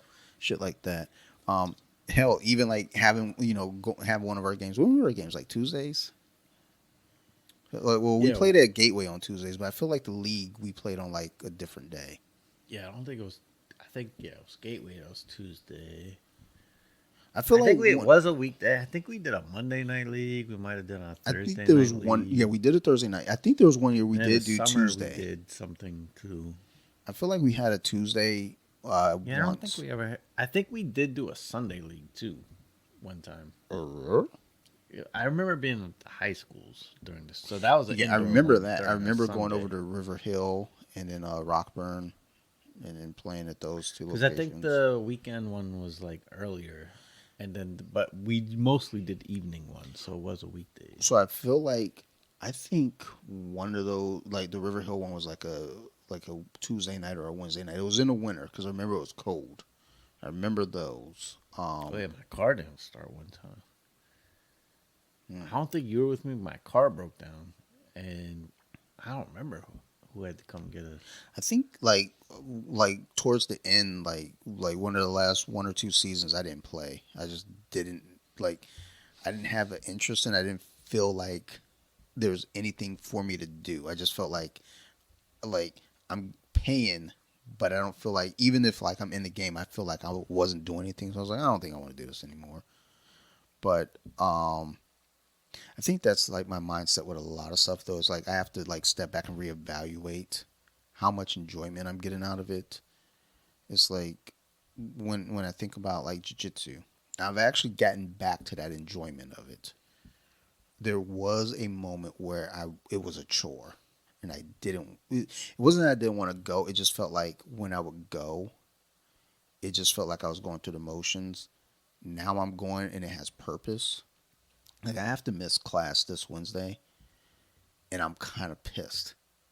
And the thought was, okay, maybe I'll go to the Tuesday morning 6:30 class again. Fuck no. First off, it's what time is it right now? It's 11 o'clock right now. So no, I'm not going. If I go to that 6 a.m. class, I'm in bed right now, trying to go to sleep, and I'm not going to that 6:30 a.m. class. Yeah, maybe it's like professional athletes. You need to miss it for a little bit. So, well, part of what happened with jiu-jitsu for me, and it was kind of a change in mindset because I don't compete anymore for jiu-jitsu. It's just not it. There's this thing that happens. I mean, I mean, it's a fact. Like, I mean, if you're going to compete, you need to be like in peak shape. You need to be like this guy. You're trying to get to the top of the mountain, and I don't really have that desire to try to get to the top of the mountain. Like I always tell people, I'm a hobbyist. I'm not a competitor.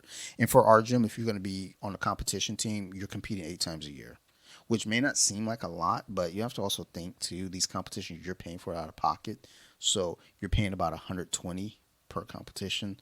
So do the Yeah, it's math a there. lot of money. Yeah, it's a lot of fucking money that I don't have. I mean, if Instagram pays me consistently, I have it, but I can't count on them. And also, we do like the bigger tournaments. We don't do like the little local tournaments anymore, which kind of bums me out because it's like that's a good warm up, it's a good tune up.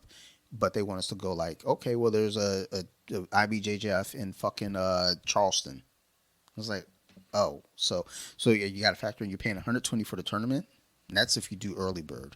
If you wait to pay like 2 weeks out, you're probably looking at 150. Then you have to also think about your travel. And then you have to think about hotel. So there's all this other. So that's part of what took me out of it. But then also too, I just don't know that I have the desire to do it, like to compete. It's not even a matter of like winning or losing, because I lose all the time in the fucking training room. And I think it's just like when I was coaching the kids, there was this level of nervousness that hit me. That's coaching. Now actually doing it was 10 times worse for me because it wasn't even like once you get slammed on your head, you snap out of it. You're like, oh my god, like I better get my shit together. But like there's just this thing about like, son, what the fuck? Got excited. It's just a high life. But Life was, do you but want any of this, by the way? hit me with a little here, just a touch. We'll review our beer soon, but we already crushed it. But no, it's like High life is quite good, man. I do feel like there was a touch of I needed to miss it to fall back in love with it, but it wasn't completely like miss it to fall in love. It was that I had to repurpose my thinking. Like when I go in now on a Wednesday, my mindset. So they also change things up because I'm a fundamental person. I love basics. I love fundamental shit. when you do the advanced class, they do a lot of inverting. They do a lot of like chaining things together, which I love chaining it together. So it's like if I've got you in my guard and I'm going for an arm bar, the arm bar is there. That's first step, but we have to chain that arm bar to something else because if I can't get the arm bar on you, I have to have a backup plan. So what's my backup plan to that? Well, if I drag your arm across on the 2-on-1, I'm trying to take your back. If I can't get that, then I'm trying to go for a triangle. And the holy trinity of guard is armbar, triangle, omoplata. So we chain that together. So, and I had to kind of think of it that way. It was like piece this together in a way that makes sense versus just go in and learn the moves. So I had to go in and learn the moves with purpose. So it's like, okay, if I'm going in to drill the move, pay close attention to all the things. I had to like basically tell myself, do it different than what you're doing before. Before it was just like I go in, learn the moves, then we spar. Yay. Now it's like go in, learn the moves, but learn why you're doing the move. Like if coach says we're doing the 2-on-1, well, why am I doing the 2-on-1 in the first place? Like, well, I need to break his posture. I need to, kind of get him off center. So that's why we're doing the 2-on-1. But what happens if they pull that 2-on-1 back? Well, that's where the armbar comes into play, where you latch it down to your stomach and then you start working from there. Or you could do an oompa sweep from there too if they pull back too hard. There's all this bullshit, but that's where my brain started going with it. It's like I had to start chaining it together like chess again. Where when I was a white belt, it was a challenge. Once I got promoted to blue belt, it was a challenge, but it wasn't a challenge. And what I try to explain to white belts that get promoted to blue belt is don't think because you got a blue belt that you're special. You're still a white belt. You're just a white belt with a different colored belt. You're still fucking learning. I mean, it's not really until purple belt that you can say, like, I know jiu-jitsu. So those are the places I am right now as I think about it and why I'm falling in love with it again, because now it's becoming a challenge to me. Whereas before I started getting bored and I was like, this is dumb. Maybe I should compete. But then I don't know if I want to compete because the fucking anxiety gets to me. And it's like, okay, I'll coach. Coaching the kids, the anxiety got to me there too. I remember the first time I coached. I remember when the parents came over to me, I was just dripping sweat. It was like, it's going to be okay. It wasn't. My kid lost in 13 seconds. It was like, this is not okay. Because she got hit with a choke that we'd never gone over. And it was a simple choke, but we never went over how to defend it. And then I coached one of the other grapplers, his daughter. She had to move up in age. And then they were doing submissions that we'd never gone over with this kid before, or omoplata. And her arm was compromised. And I was like, shit, how do I coach her out of this? Because she doesn't know. She eventually got out. She lost the match on points. But the girl that she went against, she came over and hugged, our athlete. And she goes, my coach was telling me to break her arm. And I did. And I hugged her. And I was like, thank you for being a good fucking person. But that part of the coaching was stressing me out too, because it's like when your kid is out there on the mat, and it's like, we never went over this because we never thought they would encounter this. Like, fuck. Now with adults, it's a whole different thing. Because if I'm coaching you and you're fucking, I was like, Steve, posture up, you're not posture. I was like, Steve, you fucking idiot, posture up. I'm not going to say that. But, it's like, it's a whole different feel. But, I don't know. I'm back in love with jiu-jitsu. I'm so in love with it, I don't want to miss fucking class on Wednesday, but I'll figure it out. Yeah, I love it. I love getting beat up by grown men. It's, makes me all wet and shit. I knew you loved men. No, I love getting beat up by Grown men. I don't love men. I love getting beat up by men. It's a little weird, I know, but like I got mommy issues.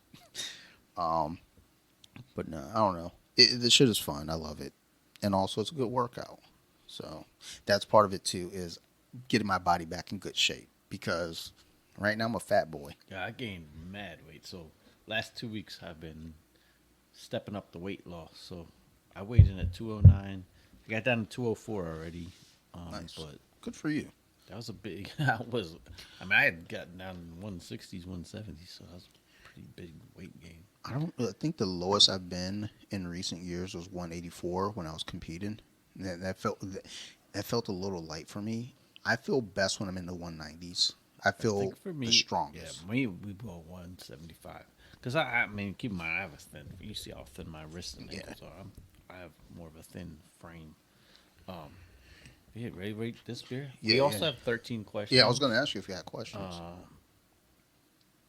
think so. Nom nom.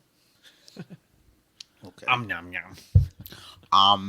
I'm a piranha. That's what Nom, this nom, beer is nom, called, nom. by the way. We're not retarded. There we go. We haven't said it yet.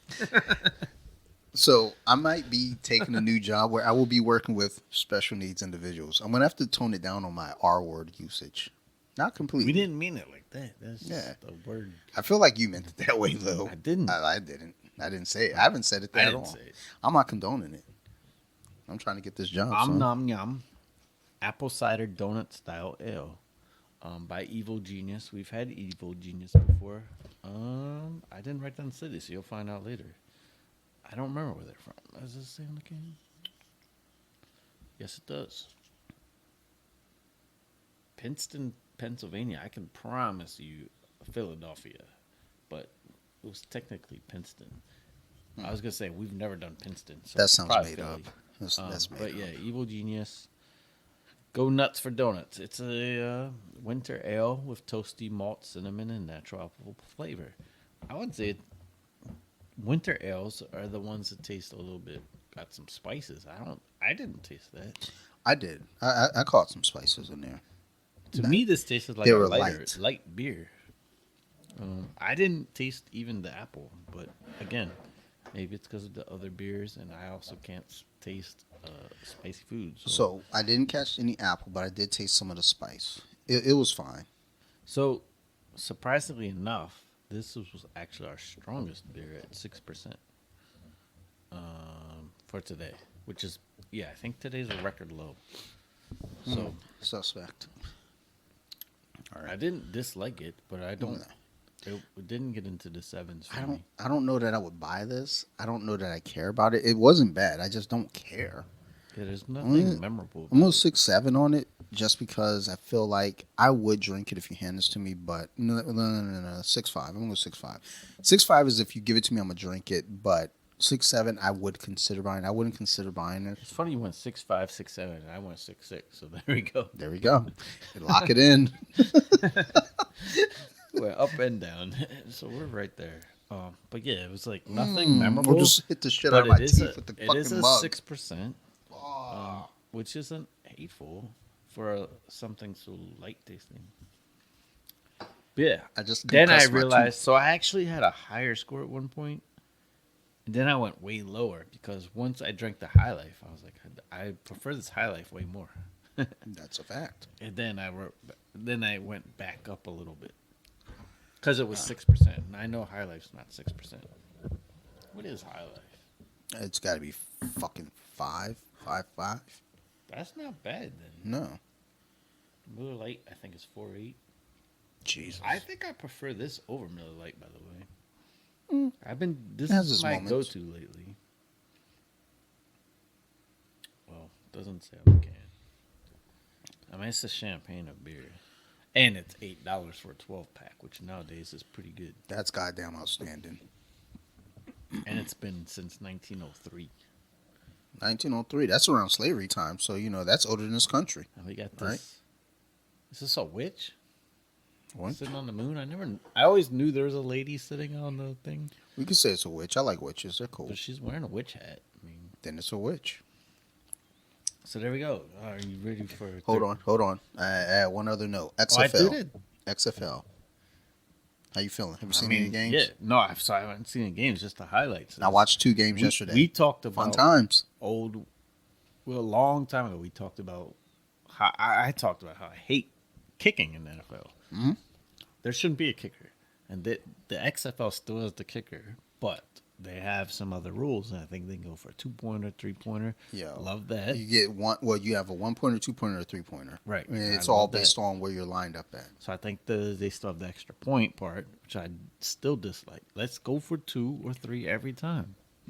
So the funny thing is, I don't recall seeing the kicker come out for the extra point because the way they have it lined up, because they showed the lines, it's like the closer you are, the fewer the points. But I don't know if that means you go for the 1-pointer that's like you're trying to run it I in, like or if that you're 'cause kicking. that's football. That's playing Yeah. more football. Yeah. And then the onside kick was what? You have to get a fourth down, 4th and 15, basically. Yeah, yes. I like that more because the kick is silly. Because nowadays you can't overload one side, so now the onside kick is like almost impossible, and it's just silly. Yeah. Like you're trying to bounce the ball off the ground. Like that's not any football skill. Yeah, It's not there's a no football skill to skill. that. It's pure luck. Well, also their kickoffs is like basically you don't start running down until the returner gets the ball. Yeah, so that takes away that whole blindsiding someone when they're Yeah. looking up. But yeah, the XFL has better rules, and I hope because the NFL. I mean, again, I still don't understand why we have a guy that's like 160 pounds that can kick a ball on a football field. Like they have no football skills. No. In I will say this though, skill wise, you can tell. I saw so many dropped interceptions. Key were their dropped interceptions. So that's two people that were in the wrong. The quarterback sucked, and the cornerback sucked. And it was just like, as I'm seeing this shit, I looked at Sarah. I was like, yeah, like I get it now. But it's still fun to Yeah, watch. that's the one thing that hurts those type of leagues. Like you're watching a big drop off. Oh yeah, it was major. But guess what? Carson Wentz will be there next year, so we have that to look forward to. Who was it? Was it AJ McCarron. Yeah. Where the quote came out about him because he was just riding the bench and he wanted his kids to see him play, so he went to the XFL. I haven't kept up with what he's doing, but you know what? I think apparently he's played well there. I mean, if he was As he he's should. good enough to be a backup in NFL, he's probably like Well, he's their MVP. the MVP. Yeah.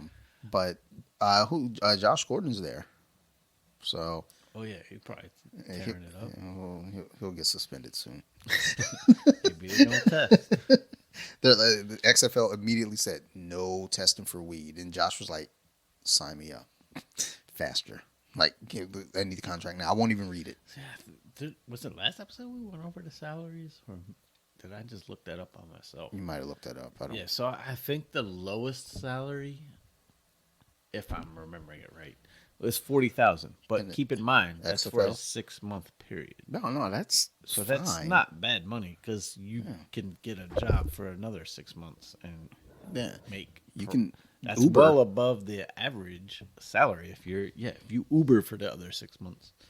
You're fine. DoorDash for the next Yeah, 6 months. you're fine. You're golden. So yeah, like look, and then after this season's And you over, get the food and travel paid for. So like that's clutch. Yeah. So after this season's over, then we have the USFL.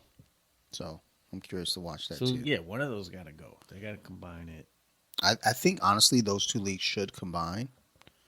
But XFL tickets right now are $20, dude. I say we should go check out a game. Like I think $20 is like still a decent Yeah, seat. like their rules are beast, and the NFL should consider them. You know they're not though. They would never consider because there's that old saying The of like history. I mean, it's like baseball. Why they won't? You can't switch from that long of a season. well exactly. It's like well we've always done it this way. It's So gonna mess with records. Although NFL finally gained. it's like fuck off.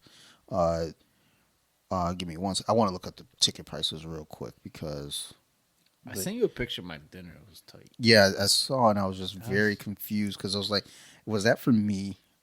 I hope not. I Let's thought you would see. appreciate it. I mean, I don't hate it for sure. All right, so we got games coming up here in DC. The Battle Hawks. Oh yeah, I saw the names. It was like the Madden. When you move your franchise, you don't get to choose your name, but I mean, it's like you get to choose one of 3 of each city, and they're pretty bad names. But like the Bats, Jesus Christ. The Vipers are coming to town on March Vipers 12th. actually, that's So a I decent- can't go to that game because I'm I'm going to record with my grandparents that day. That's a Sunday. So on the 18th, oh no, they're of going. March. Yeah, they're going to St. Louis, so never mind. Yeah, So I think that's around the Jedi Mind Trick show. yeah, that is the exact date of it. Because my grandfather's birthday is the next day as well. So Suspect. Although St. Patrick's Day is on the front there, so keep that in mind. Yeah, that's what I was thinking. I was like, damn. So I'm coincidentally kind of going to Philly on St. Patrick. I mean, it's the day after, but Now, on the 27th of March, Houston's coming to town, so consider that. Let's see here. They close out on April 16th. Home close out against Arlington here in D- that sounds DC. good. That sounds like a what's the rivalry. Arlington name? Hold on. I think it was like the fuck. Hold on. It was the Renegades. Renegades versus Defenders. Oh snap! April 16th. Let's look into it. Let me see what the tickets look like right now. Cause I'm down for this, dude. Damn, Defenders is better than Commanders. All right. So the most expensive ticket I'm seeing so far is $37. Hold on. Yeah, 37. I say, dude, let's do it. Let's go to the April. Hold on. I think I got to do something that day. What am I doing that day?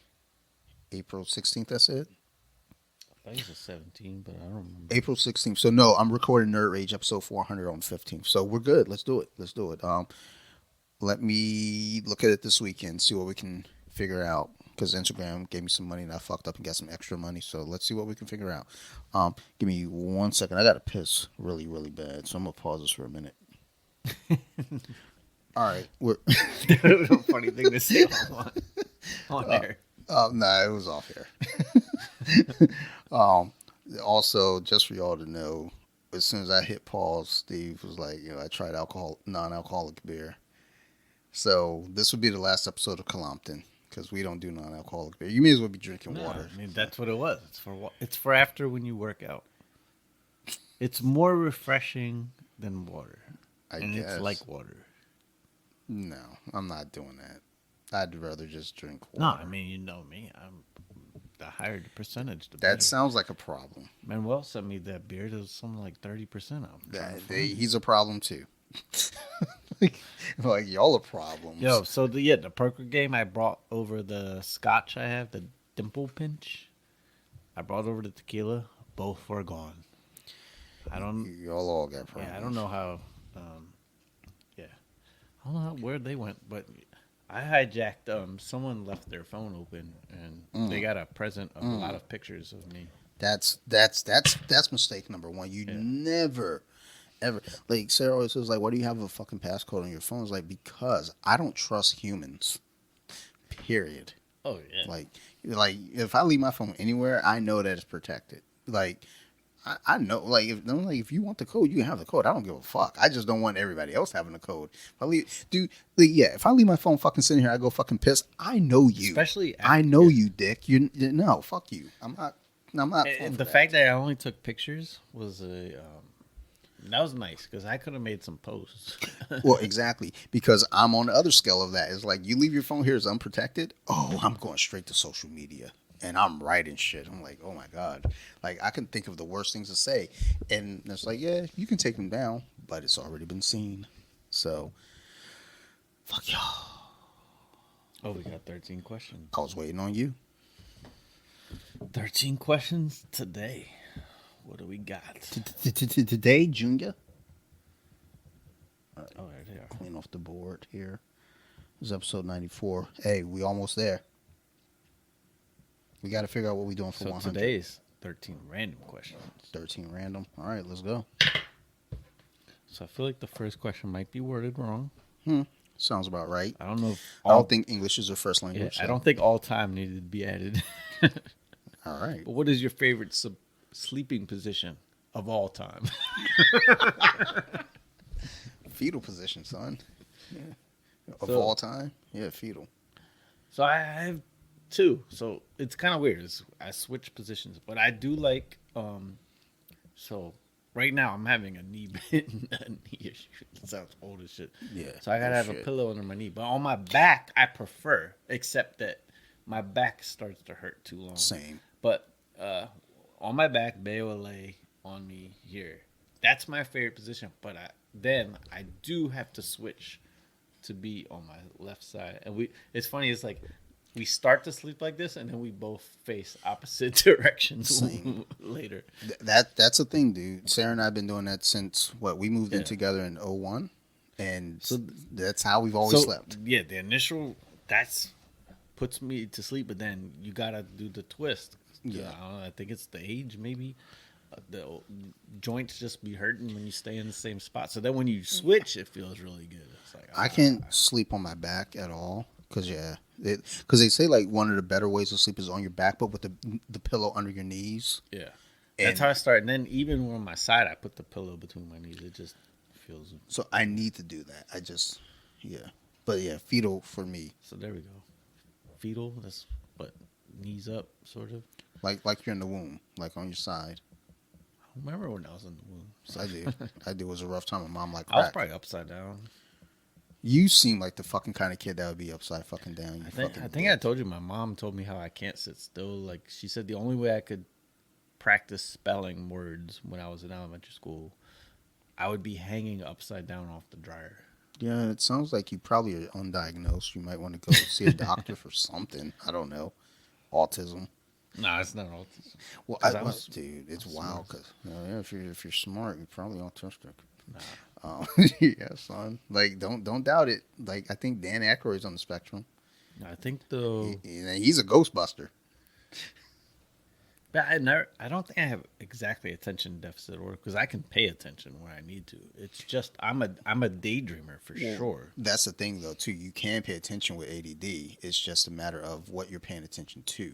Whereas, like, which I think is a weird thing to fucking have anyway, because like, well, if they can sit down and play video games, then they're ADD. And it's like, really?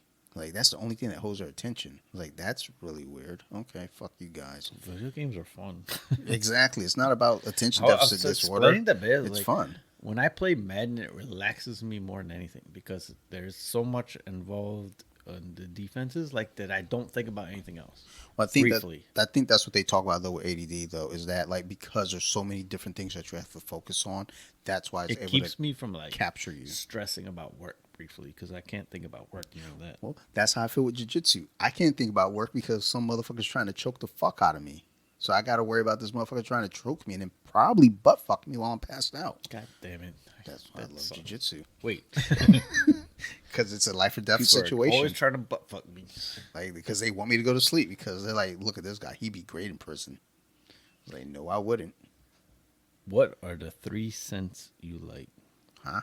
That's also weird. But Three what are 3 senses? cents you like? 3 senses? Not the 3 cents. It says the 3 cents. Like you only have 3. Well, so we have 5 senses. And I Wait, got to 3 cents, not senses. Cents. smell. Oh, okay. I was thinking Cocaine. That'd be funny one. Well, cocaine's number Cocaine. 1. I don't know, apple pie. That smells delicious. That's all American, right? Oh, that's also one. I don't fucking know. Cinnamon. That's pretty good, right? Yeah, it smells good. I don't like know. cinnamon. Cinnamon smells way more better than it tastes. Yeah, for sure. I don't know.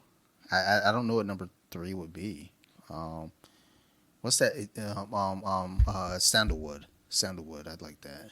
Sandalwood. Yeah, sandalwood. Sound of wood. Sandalwood. Sandalwood. Yeah. Read a fucking book, why don't you? All right, I'm gonna go. That Hawaiian. There's a common scent that's like a Hawaiian tropical. Doesn't scent. feel very common because I don't know what it Little is. pineapple-ish. Should just say pineapple. Burning wood. That's all Fireplace. Fair. Charcoal grill and this Oh, with burgers on it. That's the or win. hot dogs. That's the win right there. Yeah, fuck that apple. Give me the cookout smell. That with charcoal though. Yeah. You gotta have. It's gotta be. It's gotta be charcoal, but you can get away with this sometimes No, with propane. it's sometimes. good with propane, but the smell of charcoal. Yeah, this the charcoal smell. Sometimes I like the smell of bleach. It's a little weird, but I like it. It tastes good too. I like the smell of chlorophyll. I always end up falling asleep. Like I love it so much, I pass out. What sport? I gotta do a lot of grammar correction today. Beater. What sport will be invented next? It was what sports will be invented next. Like we gotta come up with more. Sport. So I'm trying to think. I wouldn't say sport will be invented next, but I think what's the next? Maybe like a professional sport that could catch on. Because it is weird how in the U.S. we haven't had anything really come up. Like obviously basketball came later. Baseball was the national Curling. pastime. You think It's picked curling up. will come up? I mean, there are curling spots now.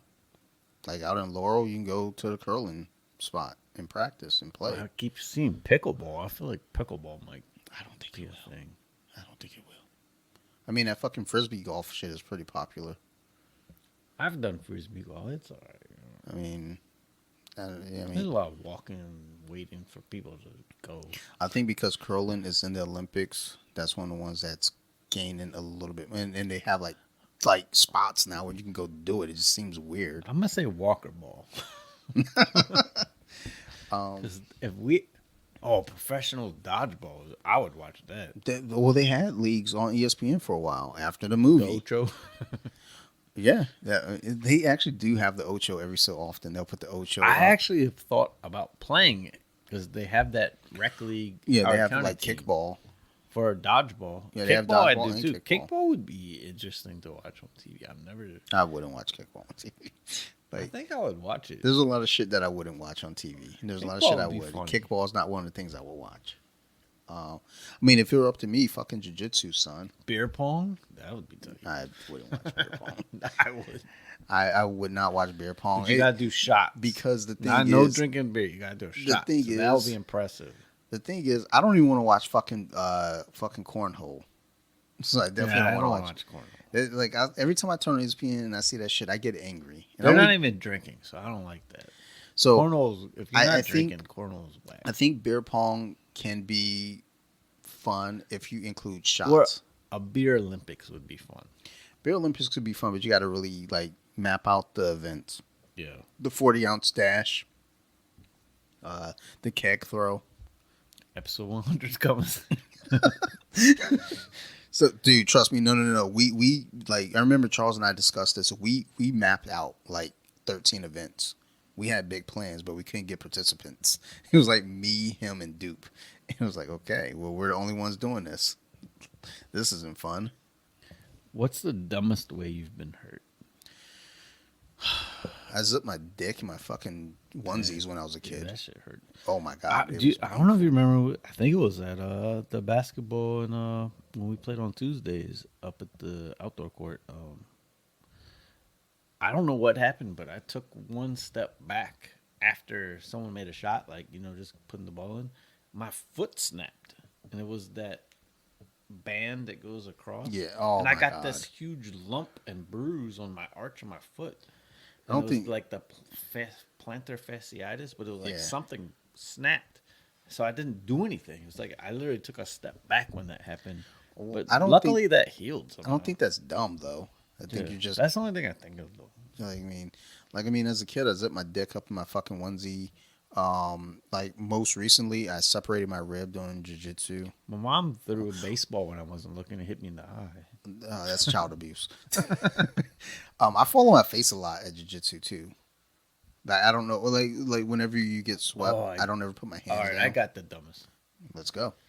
When I lost tons of weight that time, when I got down to 150, Oh I yeah, was you had AIDS. unbelievably strong on pull-ups. Like I could do like 50, no problem. As I was showing off at a park when we went camping at Yogi Bear, and they had a bar up there. Mm-hmm. I launched myself up, but Oh, instead of yes. catching it, just jammed my Yes. head. My neck hurt so bad, Yes. like Dude, it felt like a broken neck. Like, I that can't tell shit you hurt. how much that makes me smile. So that was pretty dumb. when- Because I'm trying to show off, and I friggin' When some shit like that Slam my happens, head into that the makes bar. my day because it's like that's what you get. yeah, I deserved it. Because I was showing off, like, oh, these pull-ups ain't nothing. Watch this. Crunch. Crunch.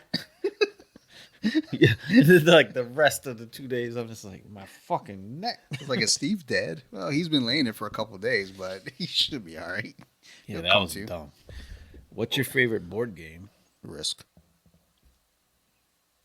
Board game. It's all about world domination. So, well, so are we counting chess? Because I'll say chess. Yeah, that's a board game, I think. Yeah, it's on the board. So I don't know. I like So chess. I've been playing chess recently, Like- but mostly just on my phone. Like I enjoy chess, I enjoy Monopoly, and I enjoy Risk. But if I had to pick one of them to only play and never play the other two, I would say chess. Chess, I think, might be number 2. I'm gonna say checkers. Because I like checkers in this strategy of as long as you play the real rules where you have to jump if there's a jump. Well, yeah, that's then that's always part of been a rule. Who doesn't play that way? Man, when you're kids, people didn't. I never knew people didn't do But that. I don't know. Maybe it is chess. Oh, board game. Shoots and ladders was fun. Shoots and ladders is fun. I played it with my kid all the time. Candyland is kind of trash. Trouble was fun. Sorry was fun. Trouble and Sorry are the same thing. Sorry is better. Sorry was Trouble. Yeah, now that I think about it, it was the exact same game. Sorry is so much better though. Trouble's trash sometimes. That like fucking. Mousetrap was fun. I never played Mousetrap. I should have, but I never did. I'm gonna go chess, yeah, because I like the strategy. I don't know the strategy, so I feel like when I play online, it gives me like these tips of like, oh, you played this style. It's like, yeah, I didn't learn all that. I'm just freestyling. Like, I guess. All right. Which word would you use if you could only use one for the rest of your life? All right, so you can only say one word. Son. Like, Word. I don't know. That's a weird question, man. yes. I was just say yes. I mean, yeah, my answer would be no. I'm like, when I want to say no, I'll be like, yes. So Sarah gets mad at me because she always says like you'll say yes, but you shake your head no, and it's like that doesn't mean shit. Man, that reminds me of our old friend. Like every time this would always be no, and he'd go, yeah, maybe. That always meant no. So I'm like, so no. It sounded positive in the beginning. Like, yeah, maybe. Yeah, I mean, sometimes maybes are definitely no's. All right. What is something that's true that nobody agrees with you on? Prostitution should be legal. That's a fact. So. Yeah, but What's true that but nobody agrees with me on? I don't know, man. Because I don't have any outlandish thoughts other than prostitution should be legal. That's like the most outlandish thing like that I got going for me. So yeah, that's my answer. initially is that Carson Wentz wasn't going to work. It was a downgrade. And all right, this was the one. Alex Smith did not win those games for Washington. Yeah, true. I had a lot of fight back from that. What is we did that one. What instrument has the funniest sound? Tuba. It is a little bass line. I think the name is just funny. Kazoo's pretty funny. My least favorite is the recorder. Oh, I'm glad my kid is. Funniest. I'm glad my kid is homeschooled because if my kid came home with a recorder, I would throw that shit right out the window on the drive home. So that's a What's fucking the fact. instrument that's gonna go? Wah, wah, wah, wah. I don't think that's an instrument. I think that's just a tune. Funny sound. Clarinet's kind of funny. Man, don't hate on the fucking clarinet. It goes I doo was doo gonna doo say doo doo doo doo that. Don't fucking hate on the flute. It only sounds bad when I'm playing it. Dude, I almost bought a flute a couple years back because I was like, well, I'm already kind of like a quarter of the way there. Like, let's just go ahead and get back to it. Then I was like, I'm gonna get the flute, start playing, and then fucking throw it away. I think my mom stole my flute when she came to visit. There's that one instrument for pawned it. percussion. You grab your mallet and you rub it across, and it's like, Oh, That that one's that's trash. kind of funny. It's trash. All right. Where would you relocate if you were forced to leave the country? Oh, so a new country. State would be easier, but Country, I would probably. I got connects in Sweden and Spain, so I would pick Sweden one of those. and Denmark look beautiful, but they do have some cold weather. Yeah, but I can handle it. Like, I think I would take it if, like, but the problem with Sweden and I don't know about Denmark, but I know Sweden is like in the summer, which is cool. It's like broad daylight at 2 a.m. But then in the winter, it's like mid afternoon. It's like pitch black. So the Philippines, where I would have money, I'd probably live pretty well off for a while. That wasn't part of the question. But it is really hot. But I've always liked hot. But I've heard it can be. I don't think I've experienced how hot it can be. I think I'd choose maybe the Philippines because they can speak English there for the most part, and then it's like a tropical island. And if I you have money, it's gonna go a long way I'm gonna change my answer. I'm going Germany. because you learn nothing. I mean, Kanye. What's up? I've been listening to a lot of Kanye lately. No, but like Germany, from what I've been seeing a lot of is like really, really fucking super cool. Um, I know in Madrid, I have a good friend that lives there. The issue there, from what I understand, is like everything's like old. So like there's no like central air, like no like heating and shit like that. So the homes are built in a way where it's like there's no Yeah, it's probably carpeting. like the Philippines. There's like no carpeting and shit. So when it's like it's built for the summer, so it's built for the heat. So when it's hot, it's like you open up all the windows and you're gonna be all right. But in the wintertime when it's cold, fucking bundle up, get a sheepdog. So that's the thing. Like I haven't been to enough countries to really say. Cause I've never been to Europe, and I would love to go to Europe. And like I've been to like Dominican Republic.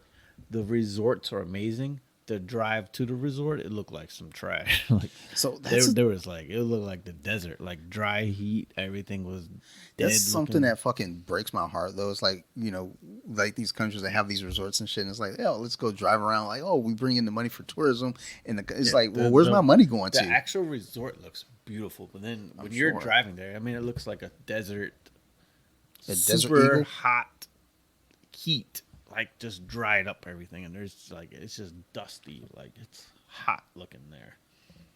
But all right, what's the best type of cheese for you? Well, I gotta have these. I think I know my favorite cheese. I'm I, There's a I'm lot of good I'm cheeses. big on provolone. Yeah, mine was provolone too.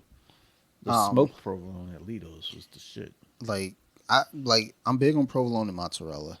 They're interchangeable for me, even though they're not the same. But Yeah, I like think some good fresh mozzarella. Ooh, well, grilled. Oh, I don't know if you were over like when we made the grilled cheese with the mozzarella. Oh my god, dude! Like that tickled my balls. Like so we're close to the same page. But yeah, provolone would be my favorite. yeah, provolone's probably one, but that fresh mozzarella. Oof, god damn, my nipples are hard right now. What are those things you're too old to do but you still enjoy? You know what's funny about that question? I was gonna open with that question. I shit you not, but I didn't have an answer. That's why I didn't. I collect action figures. Fuck y'all. I play Madden. Yeah, I'm pretty sure I'm playing 14-year-olds half the time. yeah I mean, I'm pretty sure when I'm at the store in Target in the kids section, I'm definitely getting weird looks. Fuck them. They can't beat me. Who? Oh, I'll dang. wrist like a kid. I don't know. My top two answers on your question. Like, all right, who's the messiest person you've ever known? Mm.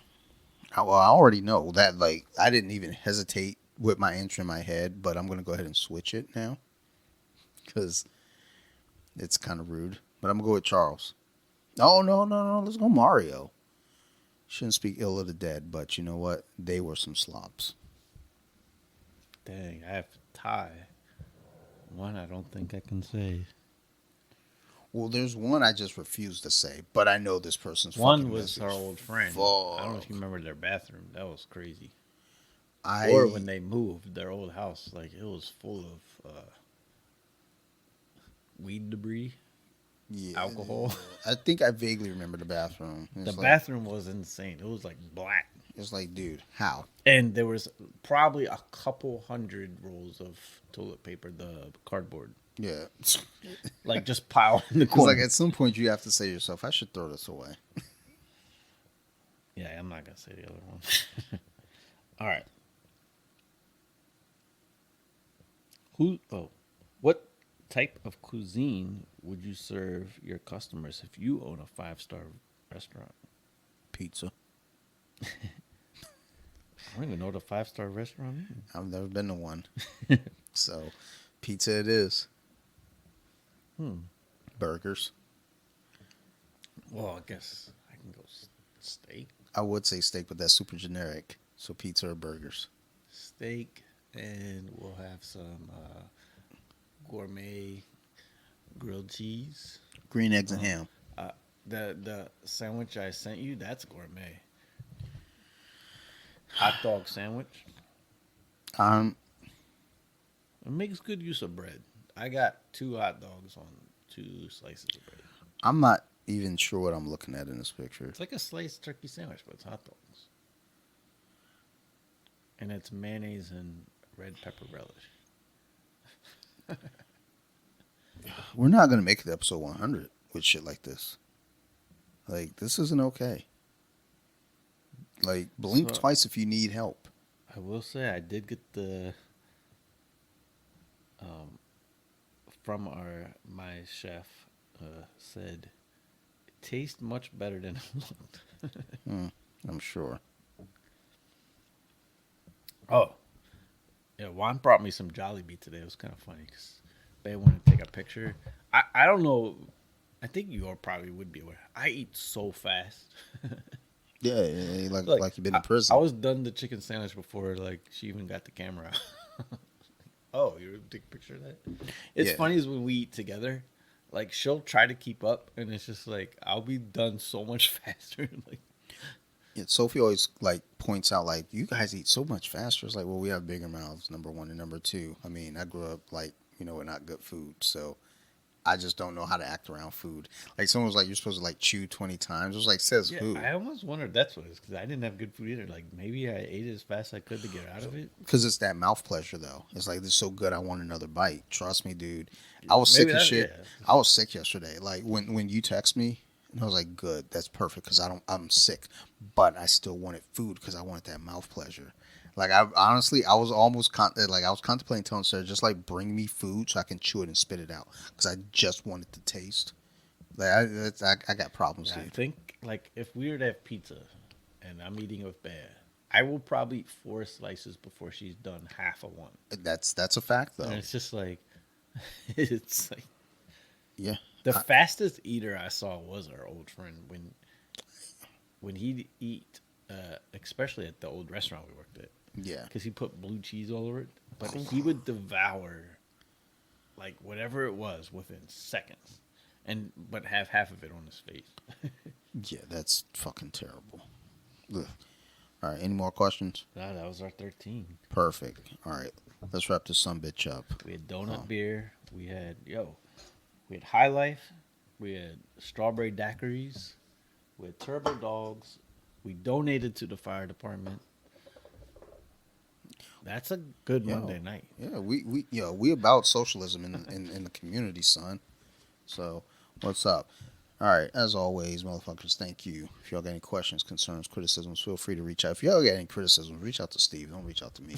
So I'm not gonna listen. I'm like, I had somebody criticize off the match recently, and I was like, cool. Like, I don't give a fuck. Like, yeah, I know the sound is bad. Fuck you, bitch. Because, like, I don't have internet right now, so when I do remote, I have internet, but it's fucking up on the remote recording, so I have to use my phone and do through the Bluetooth, and it sounds so bad. But fuck y'all, yo. Fuck y'all. But yeah, if y'all got any questions, criticisms, anything, I'll respond TYSM. Thank you so much. like, reach out to us. I'm at bjj.wiki on Instagram. Steve's at thor.bentley on Instagram. Collectively, you can find us at the Colompton Beer Club on Instagram. We're a couple of fun guys. Fun guy. Yeah, Really? get it? Kawhi Leonard. A couple of fun guys. And not to be confused with fungus. And I don't have any fungus, I don't think. I don't think. No, I put that cream on my foot, so I got rid of that fungus. So it was bad. Like, I was concerned. I thought they was gonna have to take my foot. I was scared. And then I started like putting cream on it, and I did jiu-jitsu, and I was like, oh shit, it's better. But yeah, reach out to us. We like to have fun. We like to talk shit, suggest some beers, everything. And yeah, I don't got much more to say. I just want to get out of here. I gotta go wash my nuts and fucking go to bed. So it doesn't have the fun guy. Yeah, I want to have a fun guy on my nuts. So Steve, send us out. The soup. Bye, bitch.